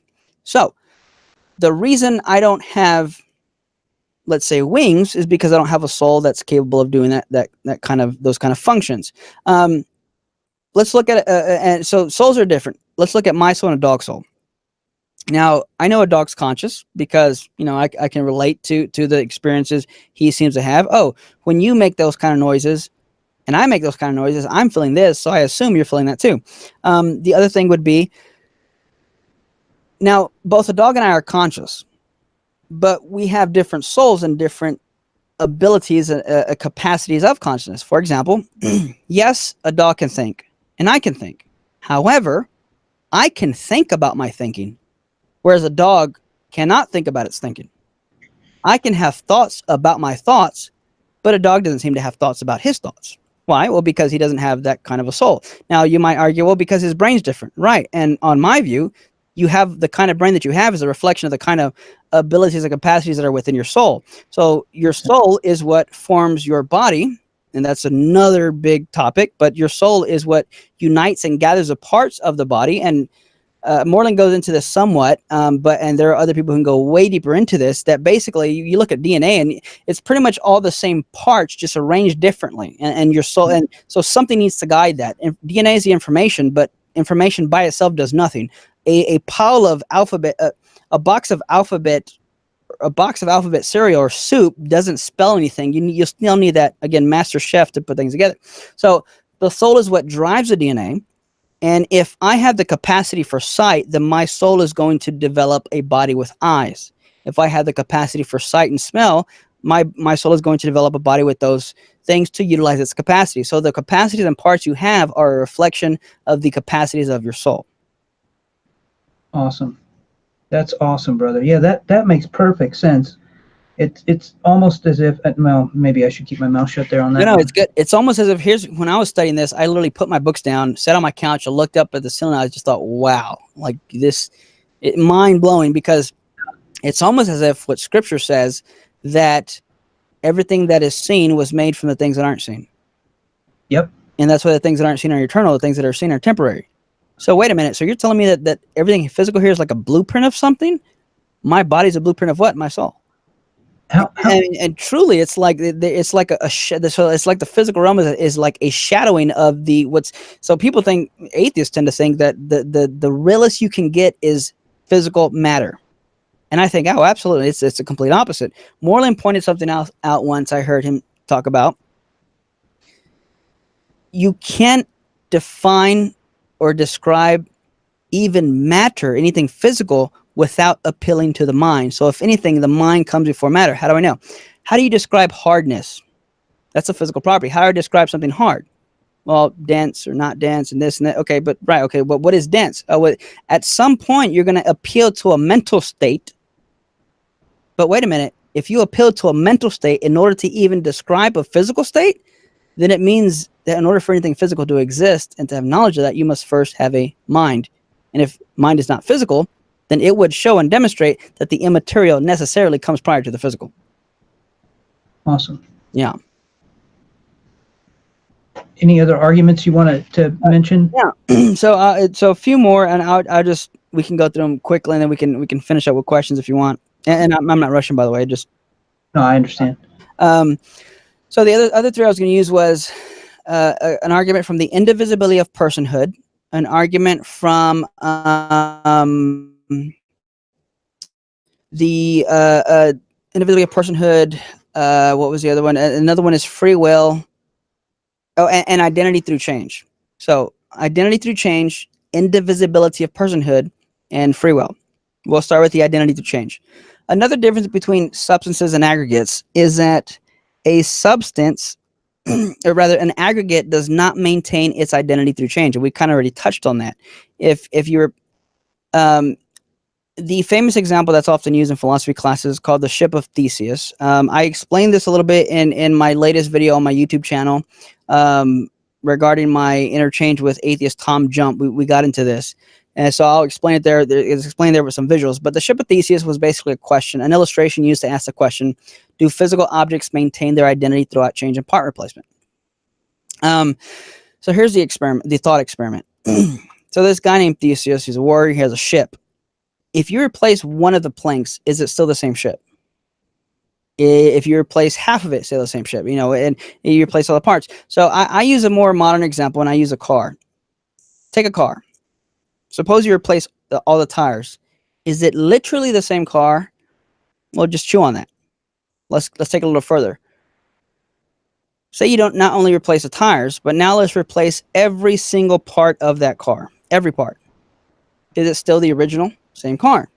Again, before you answer that, take those replaced parts and let's reconstruct those and put those back together. Now you have two cars. Which one of those two is the original if either one is? Well, regardless of your answer, one thing is certain, they both can't simultaneously be the original if there is an original. And that, I would say that's sufficient to demonstrate, because purely physical objects do not maintain their identity throughout change and part replacement. So, purely physical objects, aggregates, don't maintain identity through change. Substances, I would argue, do. So here's a question. Am I a substance, an immaterial soul, and I haven't even defined soul. The soul would be an immaterial substance that contains consciousness and animates the body. You could even say animates and gives rise to or form to the body. So the soul is an immaterial substance that contains consciousness, animates, and gives rise to the body. Now, I am either an immaterial substance or an aggregate. So here's a question based on what I just explained. The syllogism would be, I am either a soul or an aggregate. Premise 2 would be, well, aggregates do not maintain identity through change. Premise 3, I do maintain identity through change. Therefore, I'm not a purely physical object, an aggregate. Therefore, I am a soul. Now, do we maintain identity through change? That's a question. Am I the same person from one moment to the next? Before I answer that, the moment you replace, I would argue, the moment you replace any part of your body, you are a different person. I mean, even if you scratch your arm, you're losing skin cells. But to make it a little bit easier to kind of wrap your mind around, it's said that virtually every 7 to 10 years, you virtually replace almost every cell in your body. So let's say 10 years ago, I murdered somebody and I hid the body. 10 years later, the police are knocking at my door and saying, you know, Eric, we finally have the evidence to convict you. We know that you're the murderer. And I say, officer, are you kidding me? That was some other guy 10 years ago. Wasn't me. Go find him. But good luck. He doesn't exist anymore. Sorry. You know, and I close the door. No, of course not. They're going to laugh at me and arrest me. Why? Because we know, I think we intuitively, we know that we remain the same person throughout change and part replacement. But if I remain the same person from one moment to the next, then you cannot be a purely physical object. You must be something transcending the physical, namely a soul. So, what is personhood? So, in other words, me being a person must be grounded in something. What is it grounded in? Well, if it's grounded in the body, then I am literally not the same person from one moment to the next. Once I clip a toenail, I'm a different person, or you know, whatever the case is. But if I do remain the same from one moment to the next, then I must be something that transcends the physical, that maintains the identity to change, namely the soul. And so to reject that would be, you'd have to say that you're not the same person from one moment to the next. Again, and I'm not a shameless plug here, but on the review I did recently on my last video, when we talked about this, the atheist I was talking to, I asked him, are you the same person from one moment to the next? He said, no. Well, he tried to dodge the question at first, and I just kept pressing him. He said, okay, no. I said, so then how many people have I been talking to in the past hour and a half? And he looked like he got upset. He's like, no, that's irrelevant. I said, no, I mean, how many? And then he just keeps rambling. I said, no, I just want to know how many. He's like, oh, that's irrelevant. Doesn't matter. I said, well, I'm just curious now. How many Toms have I been talking to? Because that's what you would have to believe. Now, I don't know why he got upset. If you truly believe that, bite the bullet. Yeah, be consistent. Yeah, exactly. And as I said in that video, you either accept the conclusions of your position or you change your position. It's that simple. I mean, it's not my problem. You know, that's how reality works. Okay, the other argument, indivisibility of personhood. Being a person, the question, okay, first we have to understand the notion of degreed and non-degreed properties. Again, I talk about this in the last video. So a degreed property, some properties can exist in various percentages or degrees that can be divided. These would be degreed properties. So for example, the property of being loud or hard. Loudness can go up or down. It can fluctuate in percentages. Hardness can be Hardness can be softer or harder because it's a property that can fluctuate and exist. A table, being a purely physical object, can be cut in half, and it would make sense to say you now have half of a table. Okay. Now, contrast that with non-degreed properties. The number 2 and the number 6 both possess a property of being even, but non-degreed properties are all or nothing kind of things. It either is or it isn't. There's no in between. So the number 2 and the number 6 are both even, but it would make no sense to say that the number 6 is more even than the number 2, because being even is a non-degreed property. It either is or isn't. There's no gradient there. So that being said, a simple question: is being a person a degreed or non-degreed property? Is personhood degreed or non-degreed? Well, before we answer, let's look at the implications. First of all, personhood is grounded in the physical body, which my debate opponent said, yes, being a person is grounded in the body, then you would have to gauge being a person on the physical body and even on the amount of mass and matter that you have. But if that's the case, I asked him to see if it was consistent. I said, okay, if that's the case, if you chop off my arms and legs, am I half of a person? He said, no.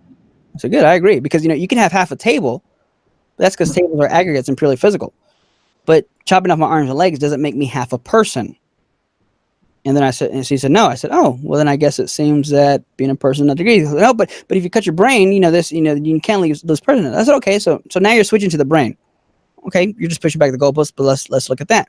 Dandy Walker syndrome is a real thing to where sometimes people are born with only as little as 10% of a brain. It's like just basically a big cavity. Sometimes there's only 20% of brain. It varies. Are they 10% people or 15% people? Well, no, they're full-blown persons who may have diminished or loss of functioning.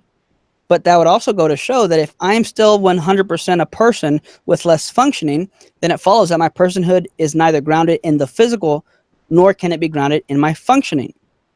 I'm still a person. So I would argue that personhood is a non-degree property. The last one would be, well, men are typically larger than women, but am I more of a person than my wife? No, of course not. In fact, that's how a lot of the eugenics movement started. Well, these are the, colored people or people that look like this are less of a person than we are. They're less evolved. Yeah. So we're justified in doing X, Y, Z to them. Well, time out. If personhood is not degreed, then it doesn't matter the size, the shape, the color, because we're all, and if being a person carries value, then it would also entail that if personhood can fluctuate, then so can your value. Now, that is heavily relevant to the abortion debate, because if a fertilized egg, which I think is just a name used to try to avoid, it's a person. If an embryo is a person, then it doesn't matter how big or small that person is.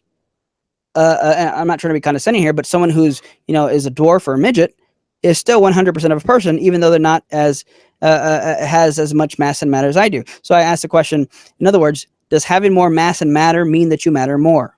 No, of course not. Why? Well, that can only be possible if personhood is not agreed. But the fact that being a person is not a degree of property can only be possible if and only if your property of being a person is grounded in something that transcends the physical, namely the soul. So if everybody is a person, regardless of their physical mass, matter, or function, then it follows that person is not a degree property. But if person is not a degree property, then we have to be more than a brain and body. Therefore, we must be a soul. So the syllogism would be, again, I'm either a purely physical object or a soul.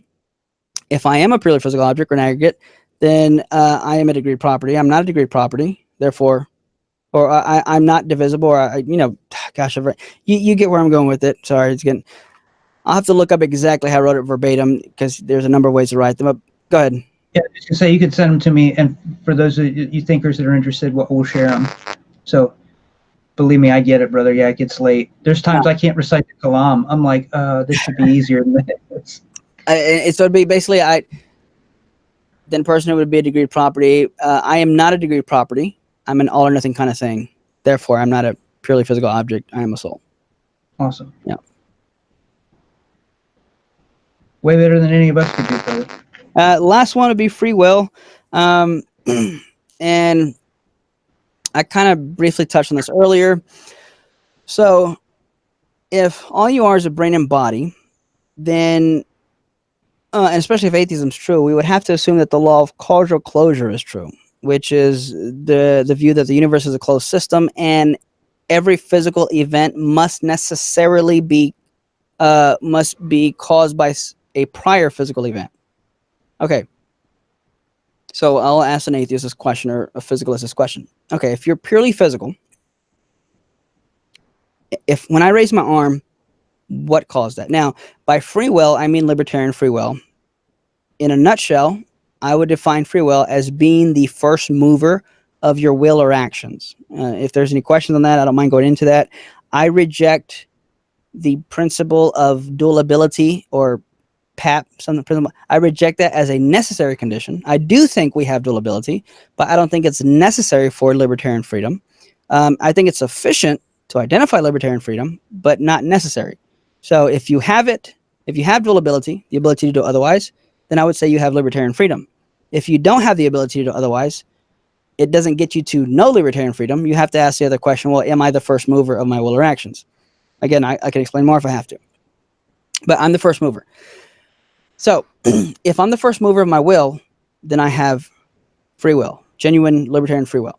If something else causes me, then I wasn't free. If I raise my hand and I was the source of that movement, I was free to do it. If I'm tased and it makes me raise my hand, I was not free. Okay, so the question is, am I the first mover?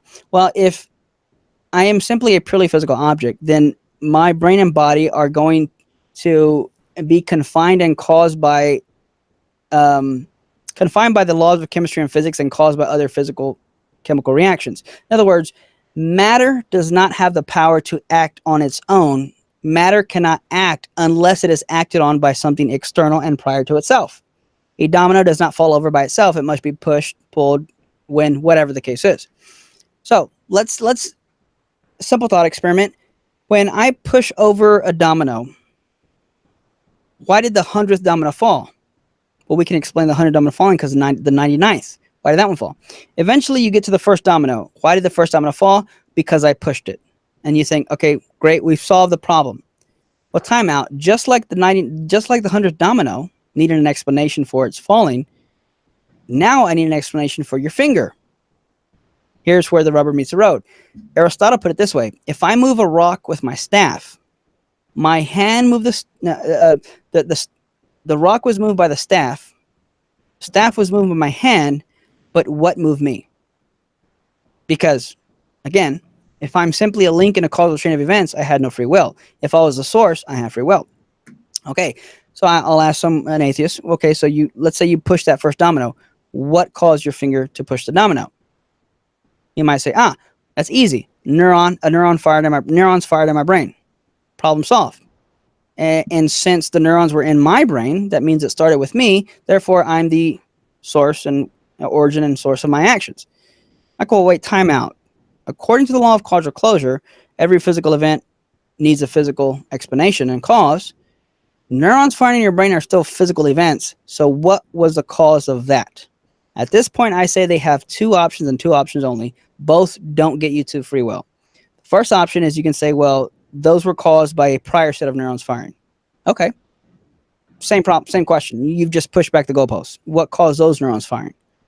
Oh, well, there was a different set of neurons firing that caused the other set of neurons firing to cause that last set of neurons firing. Okay, cool. And what caused that? You can do that till the cows come home, but the problem is you lead into an infinite regress, and we know that infinite regresses are logically impossible. Given the fact that the first domino actually was pushed, then there had to be a starting point of those neurons firing caused by something else. In other words, it couldn't keep going. You can't just keep positing neurons firing in your brain. You have to get the ball rolling. Which means your second option, I'd say, so that first option is not even an option, not even a viable option anymore.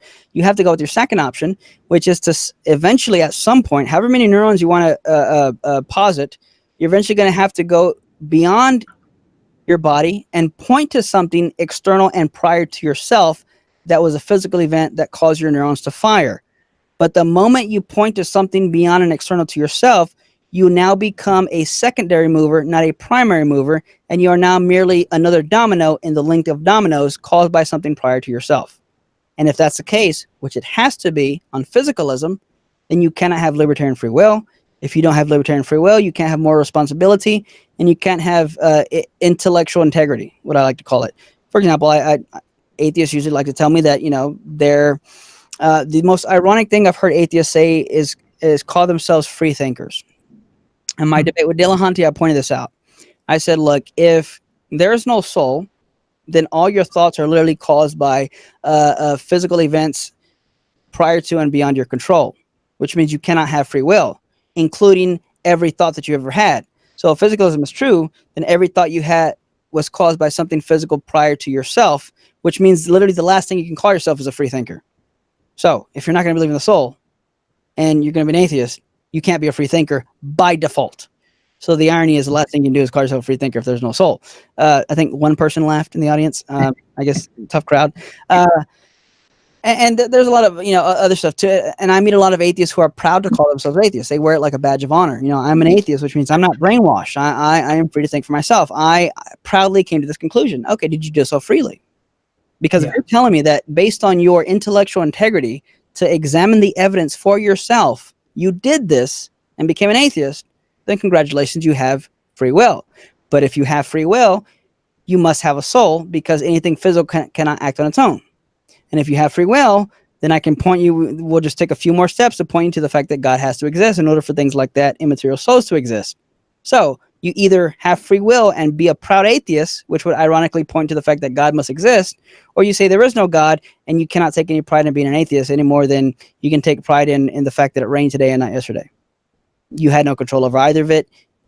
And I like to say this, which means your reasons for being an atheist are just as rational as the reasons for which the religious nut on the street corner is yelling at people, saying provocative things. You'll have the same level of rationale, namely none, because you're both caused by physical events prior to yourself. So pick one. You either have free will and God exists, or you have no free will and being an atheist is no more rational than being, a Scientologist. Right. That's awesome. So the syllogism would be, again, it's same formula, something like I'm either purely physical object or a soul. Purely physical objects do not have free will. I do have free will, therefore I'm not a purely physical object, therefore I am a soul. And just for if I understand this correct, just for the Calvinists watching, this wouldn't necessarily, I don't think, interfere with it, unless perhaps you'd have to be a really strict determinist. I don't think they exist, because most Calvinists would say, when they mean determined in that sense, they're talking about your salvation, determined to believe. I don't know a whole lot that say every physical movement you have is determined. Now, I could be wrong. I mean, I'm sure they exist, so I should be careful there. But I don't think it's necessary. Am I correct on that? Well, so here's the thing is, as much as I love my Calvinist brothers and sisters, any form, so compatibilism is still a form of determinism. And on compatibilism, you're not a first mover.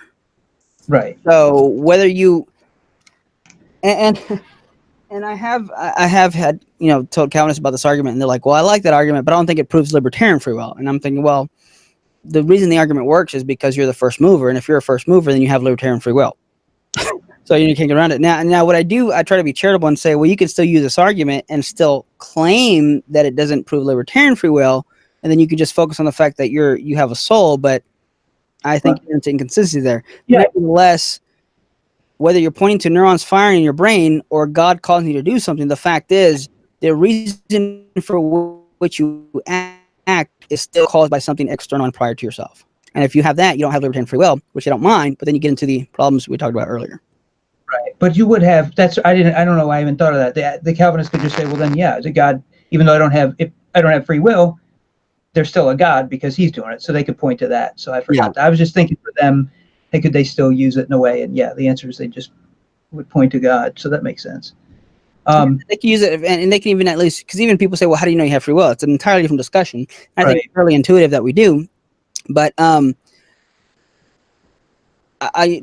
put it more for some people, for easier to put a swallow, I basically say, well, if there is no soul, then in principle, there is not even a possibility of free will. So the soul at least makes free will possible, because sure, I'll grant, I don't believe it, but sure, it could be the case that I have a soul, and Calvinism is true.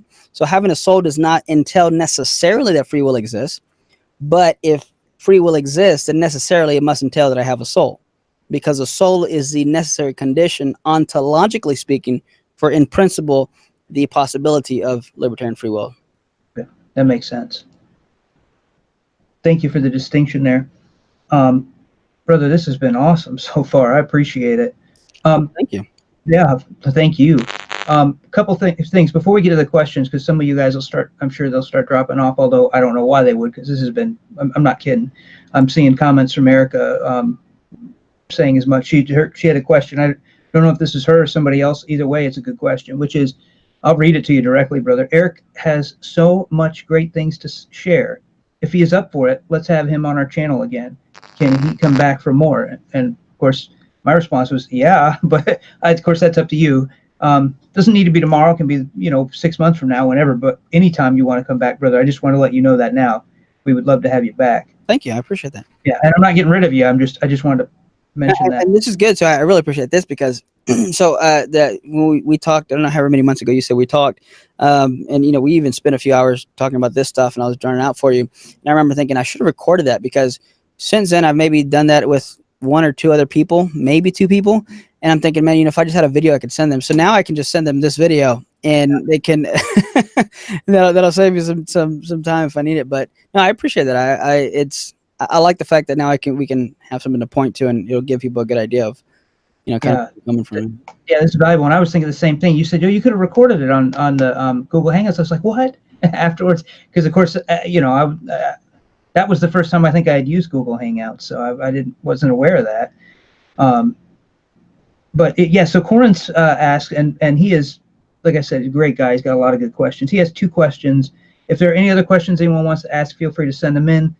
The distinction between the soul and the spirit, is that merely just a linguistic distinction? Yeah, it's a good question.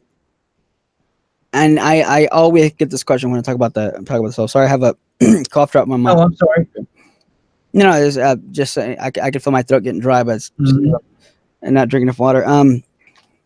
So within the soul, again, your soul is like a list of your ultimate capacities. I say ultimate capacities because, again, there are first order and second order capacities. I have the first order capacity to speak English, and I have the ultimate second order capacity to speak French. Now, I can't speak French, but I can utilize the capacity I have now to get to the point to where I can develop that second order capacity into a first order capacity to actually speak French. So I have the ability, but it's not actualized. Now, that's important. Again, side note, bonus, fun fact, that's spiritual formation right there. I can't stop sinning, let's say whatever a person's biggest struggle is this. They can't just cold turkey stop. They can will to, and I'm even opening a can of worms there, because there's a difference between a will and an action. I was talking to a Calvinist once, and he said, can you fly like a bird? You don't have free will. You can't fly like a bird. I said, well, what does that have to do with whether or not I have free will? He said, well, because if you had free will, you could fly like a bird. I said, no, having free will doesn't entail I could fly like a bird.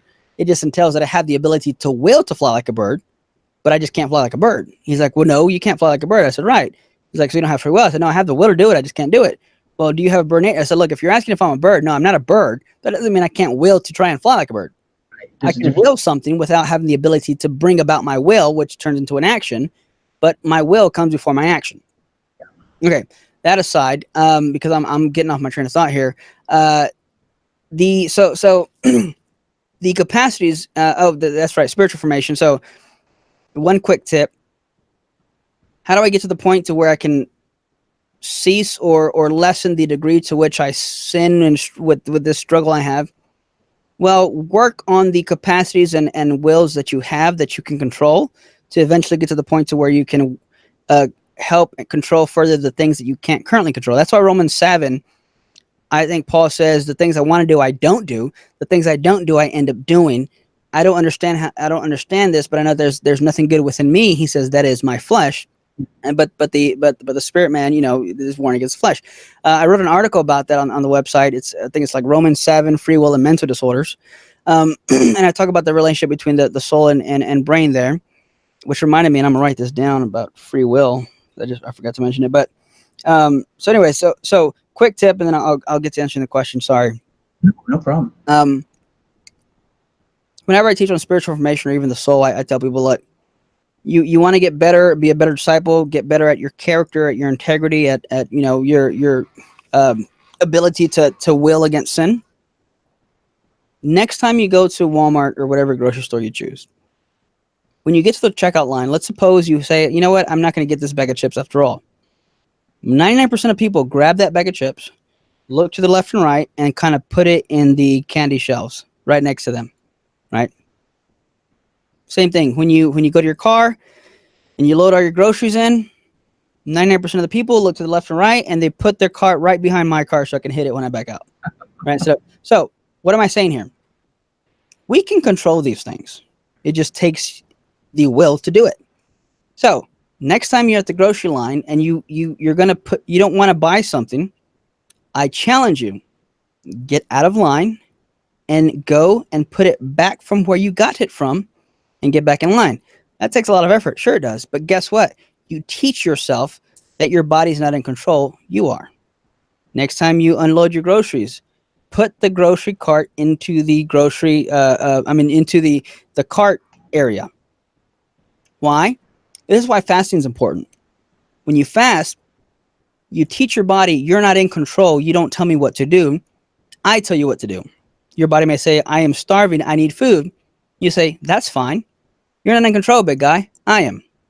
Hence, Right. you beat your flesh into submission.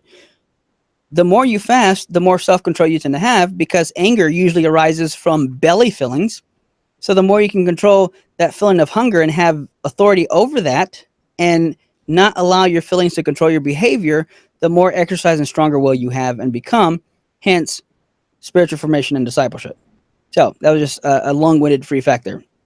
Okay, so the soul is a list of capacities and things, faculties, a group of similar capacities. We call them faculties. Merlin says, think of like a chest of drawers, or like a drawer. You have a sock drawer, underwear drawer, t-shirt drawer, pant drawer. Each drawer has a different set of things. My soul has a capacity for consciousness, has a capacity for communication with God, has a capacity for these other certain things. Excuse me. The spirit is a capacity of the soul. I am a substance dualist. I used to be what's called a trichotomist, where I used to think there's 3 substances, body, soul, and spirit. Now I say there's only 2 substances, but the spirit is part of the soul. This is important to understand because people say, well, wait a minute, the Bible talks about a body, soul, and spirit.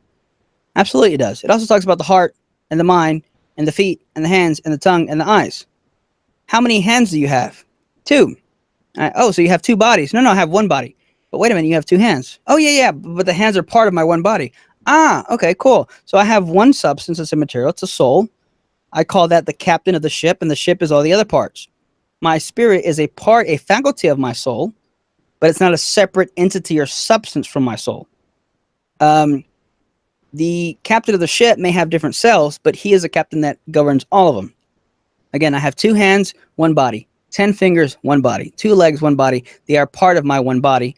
The spirit is a part of my soul. Why am I not a trichotomist? I used to be. Well, because you have 3 things. Body, according to the trichotomist, there's 3 things, even though the Bible talks about more than 3. So I don't know why there's body, soul, spirit. Well, you also got mind. Well, mind's part of the soul. Well, why can't the spirit be part of the soul? Anyways, so according to the trichotomist, there's 3 substances. Now, you have to be one of these substances. I think Scripture teaches that it is in virtue of your spirit that you have relation with God. Okay, I asked someone one time, when I pray, if there's 3 things here, when I pray, is it my soul praying or my spirit? They said, my spirit's praying. I said, okay, so which one are you? Are you the soul or the spirit? Oh, I'm the soul. Okay, well then who's that guy praying over there? That's me. Okay, so you're the spirit. Okay, yeah, I'm the spirit. Okay, when you have thoughts of, inappropriate thoughts, is that the soul or the spirit? That's the soul. Okay, so then you're not sinning, it's your soul sinning. No, I am sinning. Okay, so which, you know what I'm saying? So who's controlling the ship here? Because there can only be one, and whoever that is, then the other 2 are simply parts of, or something else. If my spirit prays, but I'm not my spirit, then that's not me praying. That's something else. So yeah, so I hold to a what's called substance dualism. 2 substances, because technically the body is not a substance; it's an aggregate. But there's physical matter, but I am an immaterial soul. The best way to put it is, I am a soul with a body. I don't, quote, have a soul. I am a soul. I have a body. And without my soul, my body's just a corpse. So I don't, quote, have a soul. I am a soul. I have a body. Now, the punchline I use in my presentations is, well, actually, I do have a soul. It's outside and it's orange, and I just got it a few months ago. But so I do have 2 souls, my me as a soul and my Kia soul. But yeah, so I am a soul. I don't have a soul. I am a soul. I have a body. Nice. That's awesome, brother. Thank you for that. Corns had another one, and the reason I pushed some of Corns' back, so if you're wondering, like, wow, he's got all these, it's because I could tell based on what you were going to be talking about, sort of tried to organize some of these. So the question was, The concept of the soul as set forth by reincarnationists, such as Hindus and Buddhists. How best to rebut that? So I'm not sure if that's something you've come across or not, but So whenever people may have beliefs, just a tipper, because I mean, there's more than one ways it's going to count, if you will. My initial knee-jerk reaction would be to say, well, rebut what? I can respond to an argument, but I can't respond to an assertion or belief. Someone says, well, I believe in reincarnation. I say, cool, why? right, you need the argument. But yeah, what was the evidence for? And a side note, this is something I think a lot of apologists need to understand, is that when atheists, skeptics, or people who disagree with you, it doesn't have to just be about philosophy and apologetics. With anything, you don't have an obligation to respond to assertions. You can only respond to arguments. So, like in my discussion with Tom Jump again, it's just the most recent one I had, so I keep referring to it, and I have 2 funny videos on that. Yeah. He basically said something like, because he said, well, we don't know what consciousness is. I said, well, I do. He says, no, you don't. Have you done this and this and that? And he goes, no. He goes, well, you can assert that you do. He goes, but you don't know. I said, right, and you can assert I don't. He goes, yeah, I can. I said, right. So what? He said, she said, I know you're. What am I? What? So what's the point of making assertions? Let's get back to the argument. Let's get to talk. Right. So if someone makes an assertion, there's nothing to respond to. If someone, if people say, well, there's no soul, why? Well, because damage to the brain causes memory loss. Go on. Continue, please. Well, that's it. Well, so because if you hit my head really hard, there's no soul. What am I missing here? And I think that's really important to when people do those kind of things, you don't let them get away with it. Press them to give you an explanation, to unpack them. I mean, people can't just make statements and assume their position is true. They'd have to demonstrate it. Now, that being said, again, it would have to. So technically, the existence of the soul does not disprove reincarnation. Disproving reincarnation would take something further than simply the fact that I am not my body. Now, if anything, you could say it could show that in principle there could be reincarnation. And then I would have to say, and I'm just thinking off the cuff, and then I have to say, well, define reincarnation, because if reincarnation means you come back into another body, well, then I wouldn't call the resurrection another body, but it certainly isn't going to be this body that I have in the resurrection, but I wouldn't call that reincarnation. So how do you define reincarnation? Right. If anything, in reincarnation, I'm not changing. My shell, my guitar changes, but I don't change. So I would ask how you define reincarnation, how you even would measure that in the first place. That's where I would start, is by kind of getting clarity on what they mean by that. Okay, yeah, that makes perfect sense. It's funny because what you were just talking about in regards to rebutting, we get this, and I'm certain you have, and probably all our viewers, if they've done apologetics for more than a week, have come across this. They say, well, I'm an atheist because science, logic, and you go, I want the cricket sound effect right after that. Right. That's not an argument. It's a statement. I don't even know what that means. I might as well say because bananas and apples. Right. I need an argument. What logical argument are you thinking of? What scientific data are you thinking of that you're going to need to put into a logical argument for me to understand? So I get that. I know a lot of folks have been asking for more resources, if there are any, in terms of books. So I know we mentioned several of J.P. Moreland's. Anything else that you would want to recommend? That would be my highest recommendation, would be The Body and Soul. Because Swinburne has a book, again, it's called The Evolution of the Soul. I've read bits and pieces of it. Sorry. He has a really good thought experiment about the split brain, and it goes into if you get a person, cut them in half, and place each of those halves onto 2 other halves, which one will you be if either one? You can either be person number 1 or person number 2. And he says, or could you be both? He says, one thing is clear is that you can't be both, because imagine they said, hey, we're going to do an operation on you. We're going to cut you in half, place you on 2 other halves of bodies. We're going to send one to Hawaii with $1 million. We're going to send the other one to a torture chamber for 100 years. What do? You take the gamble and say, yeah, sure, let's do it. Why not? Because one question would be, will you even survive? Because It could be the case that, let's say it's A and B. You could be person A, and person B is someone entirely different. You can be person B, and someone A is entirely different. Or you could cease to exist, and 2 entirely new people come to exist. You don't know. And I think it goes to show that that's because we're not the same thing as our bodies. and we're something beyond the physical. But we certainly couldn't be both, because that's not how we operate. That's not how we work. So anyways, you can even look on YouTube. There's a good thing on that. Swinburne, Evolution of the Soul. I heard he's coming out with something else on the soul. Jeffrey Schwartz, who's not necessarily a philosopher, he's a neuroscientist, used to be a Buddhist. Moreland debated him years ago, is now a believer. He's one of the world's leading neuroscientists. I think he's at UCLA.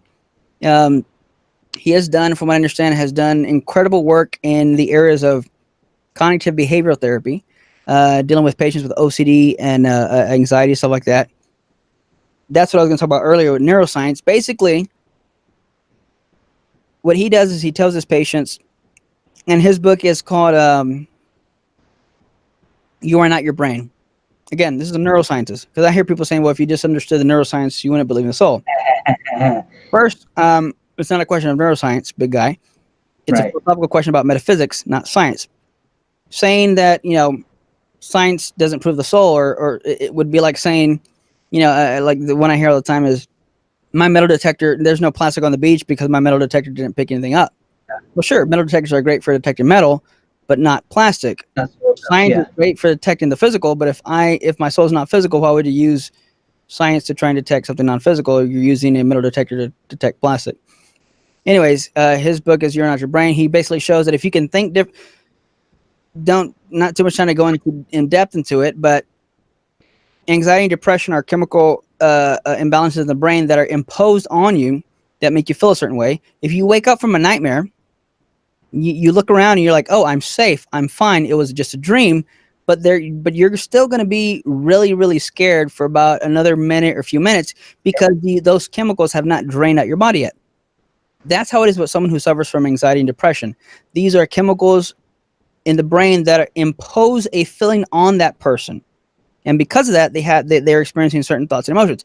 What Jeffrey Schwartz does is there's like a 4-step method that basically, in a nutshell, he teaches a person how to challenge those thoughts and feelings that are imposed on them by their chemical imbalance of the brain. And they did this experiment once where they took a picture of the brain and its chemical composition before, like when, and then he gave this person the prescription, if you will, to do this for the next few months. A few months later, they take a picture of the brain, and the brain has rewired itself chemically. The neurons are firing differently. Wow. What does that show? One, if consciousness is not physical, then changing the way you think can affect and change the physical. Neurons, it's called neuroplasticity. They can stretch, expand, and reconnect. Now, if that's the case, then not only can affecting my brain affect my soul, but my soul acting differently can affect my brain. So it's actually a two-way causal street. But if I can affect the chemistry of my brain by thinking differently, then must transcend the physical components of my brain and body, which means I must have free will and must have a soul, because I can act other and contrary to the chemical dispositions that are given to me by my body. I can reject, refrain, and act against them. Nice. So I think neuroplasticity would be very strong evidence in favor of libertarian free will and the soul. That is awesome, brother. So yeah, but there was the books. That one, sorry. No. There's these next two are going to be pretty heavy. So if you're not familiar with the, you could go for it, because I did. The first one is, I think it's the argument for God from consciousness or something like that. It's a blue book, and they're in my office. A blue book by Moreland, something like Arguments for God, or in fact, again, plugging in that video. In the first video I did of my review, I show a picture of those two books, the Body and Soul and the blue book, Arguments for God by J.P. Moreland. He basically gives his argument and goes to like 5 or 6 popular atheists who specialize in the philosophy of mind, and kind of responds to their position. In the debate I did with Dillahunty, a lot of the arguments and illustrations I use came from atheist philosophers. This is not just a, quote, Christian thing. Some atheists believe in some type of a soul and believe that. And Thomas Nagel, that's, again, a can of worms here, but Thomas Nagel, he wrote a book called Mind and Cosmos, Why the Materialistic Neo-Darwinian Evolutionary Picture is Probably Almost Certainly False. You're right. We have that one. Yeah. So basically he's arguing that, look, evolution can't explain where our minds come from, because we know that you can't just get matter, rearrange it, and get more matter. we have to be able to explain consciousness, and we can't use evolution. Now, his position is he thinks everything has the potential to be conscious. It's called panpsychism. So if you just arrange matter a certain way, it'll be conscious. Google panpsychism and look at the images. There's a lot of funny stuff, like toasters with eyeballs and stuff like that. A lot of funny stuff. Anyways, philosopher jokes. Yeah. I can go on with that, but okay. So that even Nagel's book would be good to read. And the last one would be one I got recently, and I've only read some of it. Blackwell's Companion to Substance Dualism. I saw that, but wasn't sure. So thank you for the recommendation. And if Erica's still watching, no, I'm not going to buy that today. Just not going on my list. I bought like 20 books the other day, so I got to slow down. No, I know what you mean. Gosh, I wish I liked reading in the first. I honestly don't like reading, and on top of that, I'd prefer audiobooks, and there's not very many scholarly audiobooks on that kind of stuff. Yeah, Moreland's books and Scientism and Science or whatever that is. That's on audio, but yeah, I know what you mean. That's the same problem for me. Yeah. I have ADD, and so it's hard for me to. Exactly. But yeah, there's different views and positions on the soul, and that substance dualism book goes into almost every position on the soul, because there's different views on soul and like even the origin of the soul and stuff like that. I mean, it is such a great, wide, interesting, deep topic that, I mean, you could study it.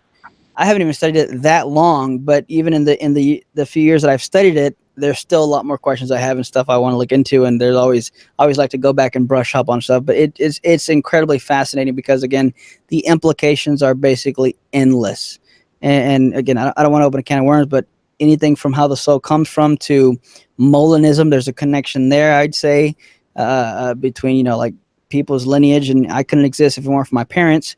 My parents couldn't exist if it weren't for their parents, which means if God wanted me to exist and elected me, and let's say he elected me prior to the foundations of the world, then he would have had to know the future and have ordained my parents to exist, which would be a Molinistic position, in that God knew the different possibilities of what could happen, and on that knowledge made a decision to create a world in which I existed, which would be a Molinist perspective. So if the Traducian view of the soul is true, that I in part exist because of my parents and their soul, then I would say Molinism has to be true if the Traducian view of the soul is true. I mean, there's just a lot of connections to all this kind of stuff. And that's awesome. Yeah, for me, I use God and time to relate a lot of things, but I like this because this is sort of that's only dealing with God. So here, this is dealing with us. So I like that because it helps me to compartmentalize things to understand them better. Like mile high view, if that makes sense. Yeah, absolutely.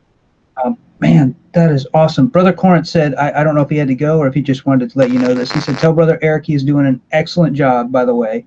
And I'm going to rewatch this probably tomorrow. And yeah, I am too, Corinth. This is awesome, Eric. I really appreciate that. Let me say this too, because it's been on my mind for a while. And Eric is a very humble guy. He may say no, but I'm saying yes. Please, for those that are watching this tonight or tomorrow, whenever, do me a favor. Just consider, even if you can't, maybe in the future, go into Eric's website and donating something on that donate thing, because this is an awesome thing that he's doing for everybody. You have no idea the level of knowledge. This is college level kind of course right now that he's giving you guys, giving all of us. So am I going to do the same thing? Yeah, I'll put my money where my mouth is.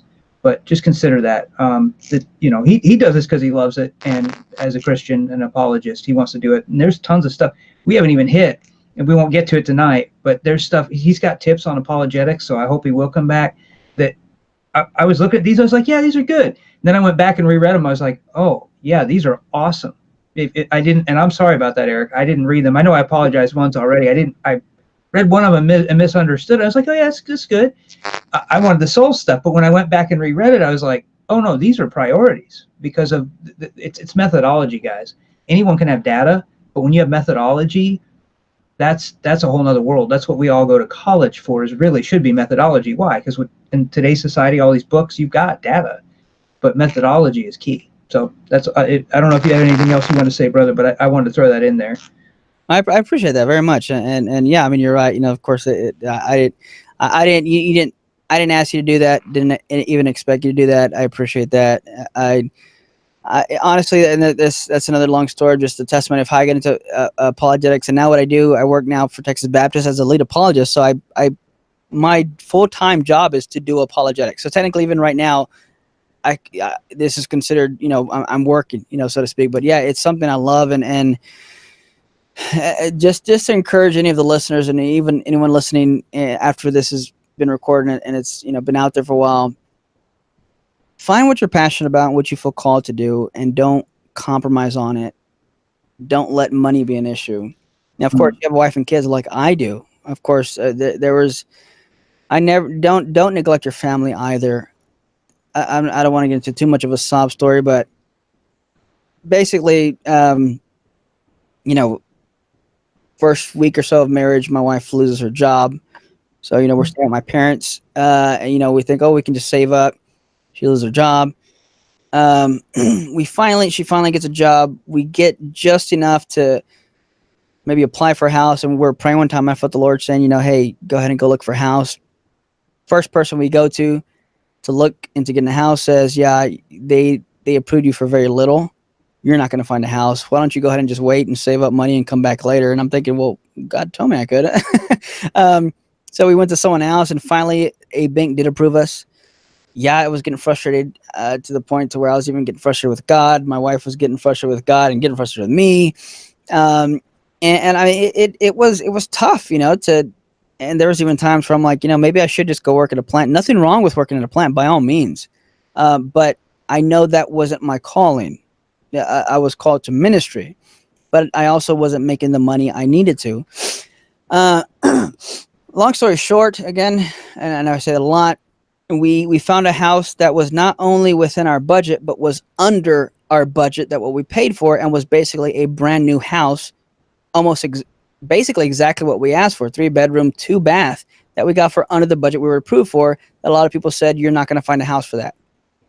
God did it. I mean, I cried the first night we moved in. Fast forward about a year into that, because that was only like a couple years ago, maybe 3 years ago. Fast forward about a year into that, my wife gets pregnant. Praise God, but now she stops working.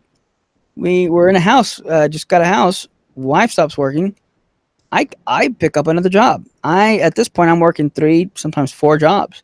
I don't even want to get into nothing illegal, of course, but I was busting my butt outside in the heat, cutting grass.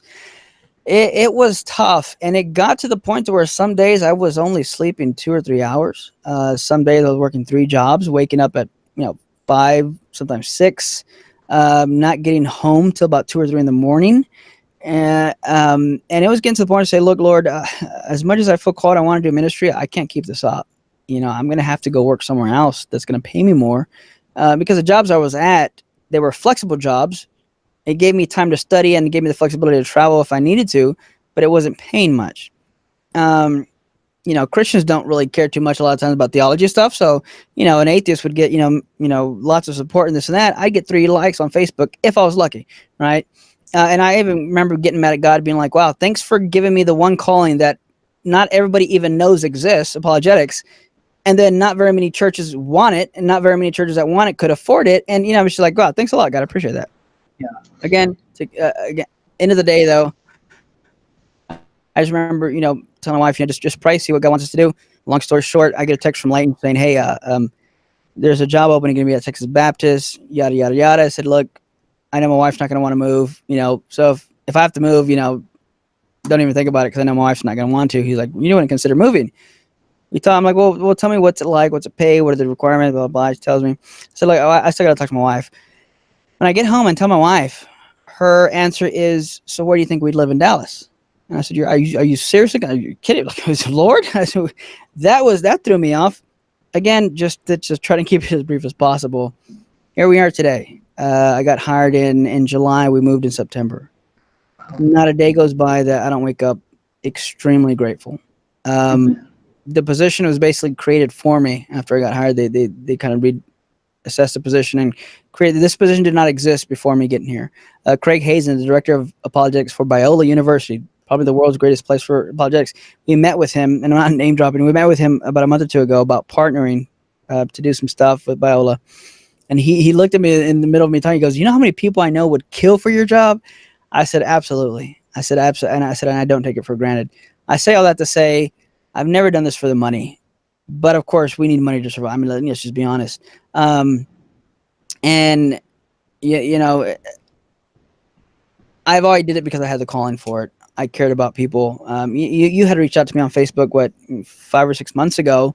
We didn't know each other, and you were asking about something, and I think you're a great, humble guy too. You even said, "Hey, can we talk about, or can you teach me some of this? I'll pay you." I said, "Don't worry." I said, "Don't worry about paying me, man. I'd love to spend the time with you." And I say that just to, I didn't ask you to donation thing. People are welcome to. They don't have to, but at the end of the day, it really is about the kingdom, about souls, about, not this life but the next, and that I genuinely have a heart for people, have a heart for the lost. Every time I do debates, I try to spend as much, if not more, time praying for my opponent than I do preparing for, to debate him. So yeah, it's something I take very seriously. Amen, brother. Yeah, and yeah, just so everyone knows, Eric's right. He didn't say anything to me about that. I didn't tell him, because he is a humble guy, and I knew, he might say, no, don't do that, and I didn't want that. I wanted to be able to ask forgiveness later for doing it than permission. It's easier, right? So, and it's the pastor in me. Got to have that love offering. So, just, if, like I said, if it pressed upon your heart, the reason I'm stressing that too, though, is as a compliment to Eric, in that this really is great material. And I hope it's been a blessing to you guys as well, because seriously, he just condensed most of those resources he gave you into bite-sized nuggets. So now when you go back and watch this video, ladies and gentlemen, and then later on you read those books, they're going to make sense, because you're going to have a reference for a lot of that. You're going to go, oh, this is what Eric was talking about. This is what, oh yeah, that makes perfect sense. I know where these categories are. Categories are a huge thing in terms of philosophy. And then the categories Eric's giving us have to do with metaphysics, as he's mentioned. So this is brilliant, because I'm telling you, I've got a book right here in front of me. I was reading today on metaphysics. I've recommended this from the library to you guys. And why? Because as Christians, this stuff is fundamentally critical when we're debating this stuff or just talking to people about it, and they're saying there's no such physical thing, there's no soul, there's no this, there's no that. These are our weapons, partly. So, yeah. Anyway, anything else, Brother Eric, you wanted to add? No, I appreciate that. Appreciate the listeners, taking the time to. You and tell your wife, so thank you, and the kids, for sharing the time with me as well. Anybody willing to stay on for almost 3 hours? Yeah. Talk about philosophy. Hey, hats off to you, because few and far between with us. But yeah, I appreciate it. Sorry if I was long-winded, but I'm really appreciative that we got to, this can now be up and out there, for people to anytime to come check out and go back and listen to. Yeah. And you're right about, but I did this with a student that I actually used to coach back in when I lived in Houston, and she was doing a research paper for something, and she's starting to get into this kind of stuff. Long story short, the student was telling me that they've been watching videos of other people, even atheists and other people, talk about philosophy of mind and soul, and they were like, and I was able to follow what they're saying, because all the terms they were using, I understood them because of our conversation and all that. So I was like, that's awesome. So yeah, absolutely. You'd be much better equipped to, next time you hear someone talk about these things, you at least have a notion of where they're coming from or what's going on. Also, please check out Eric's website. I know, like I said earlier, you can find him on Facebook and whatnot, and his links are down, at least the website, in the description box. And guys, take care. God bless. We love you, and we'll see you again very soon.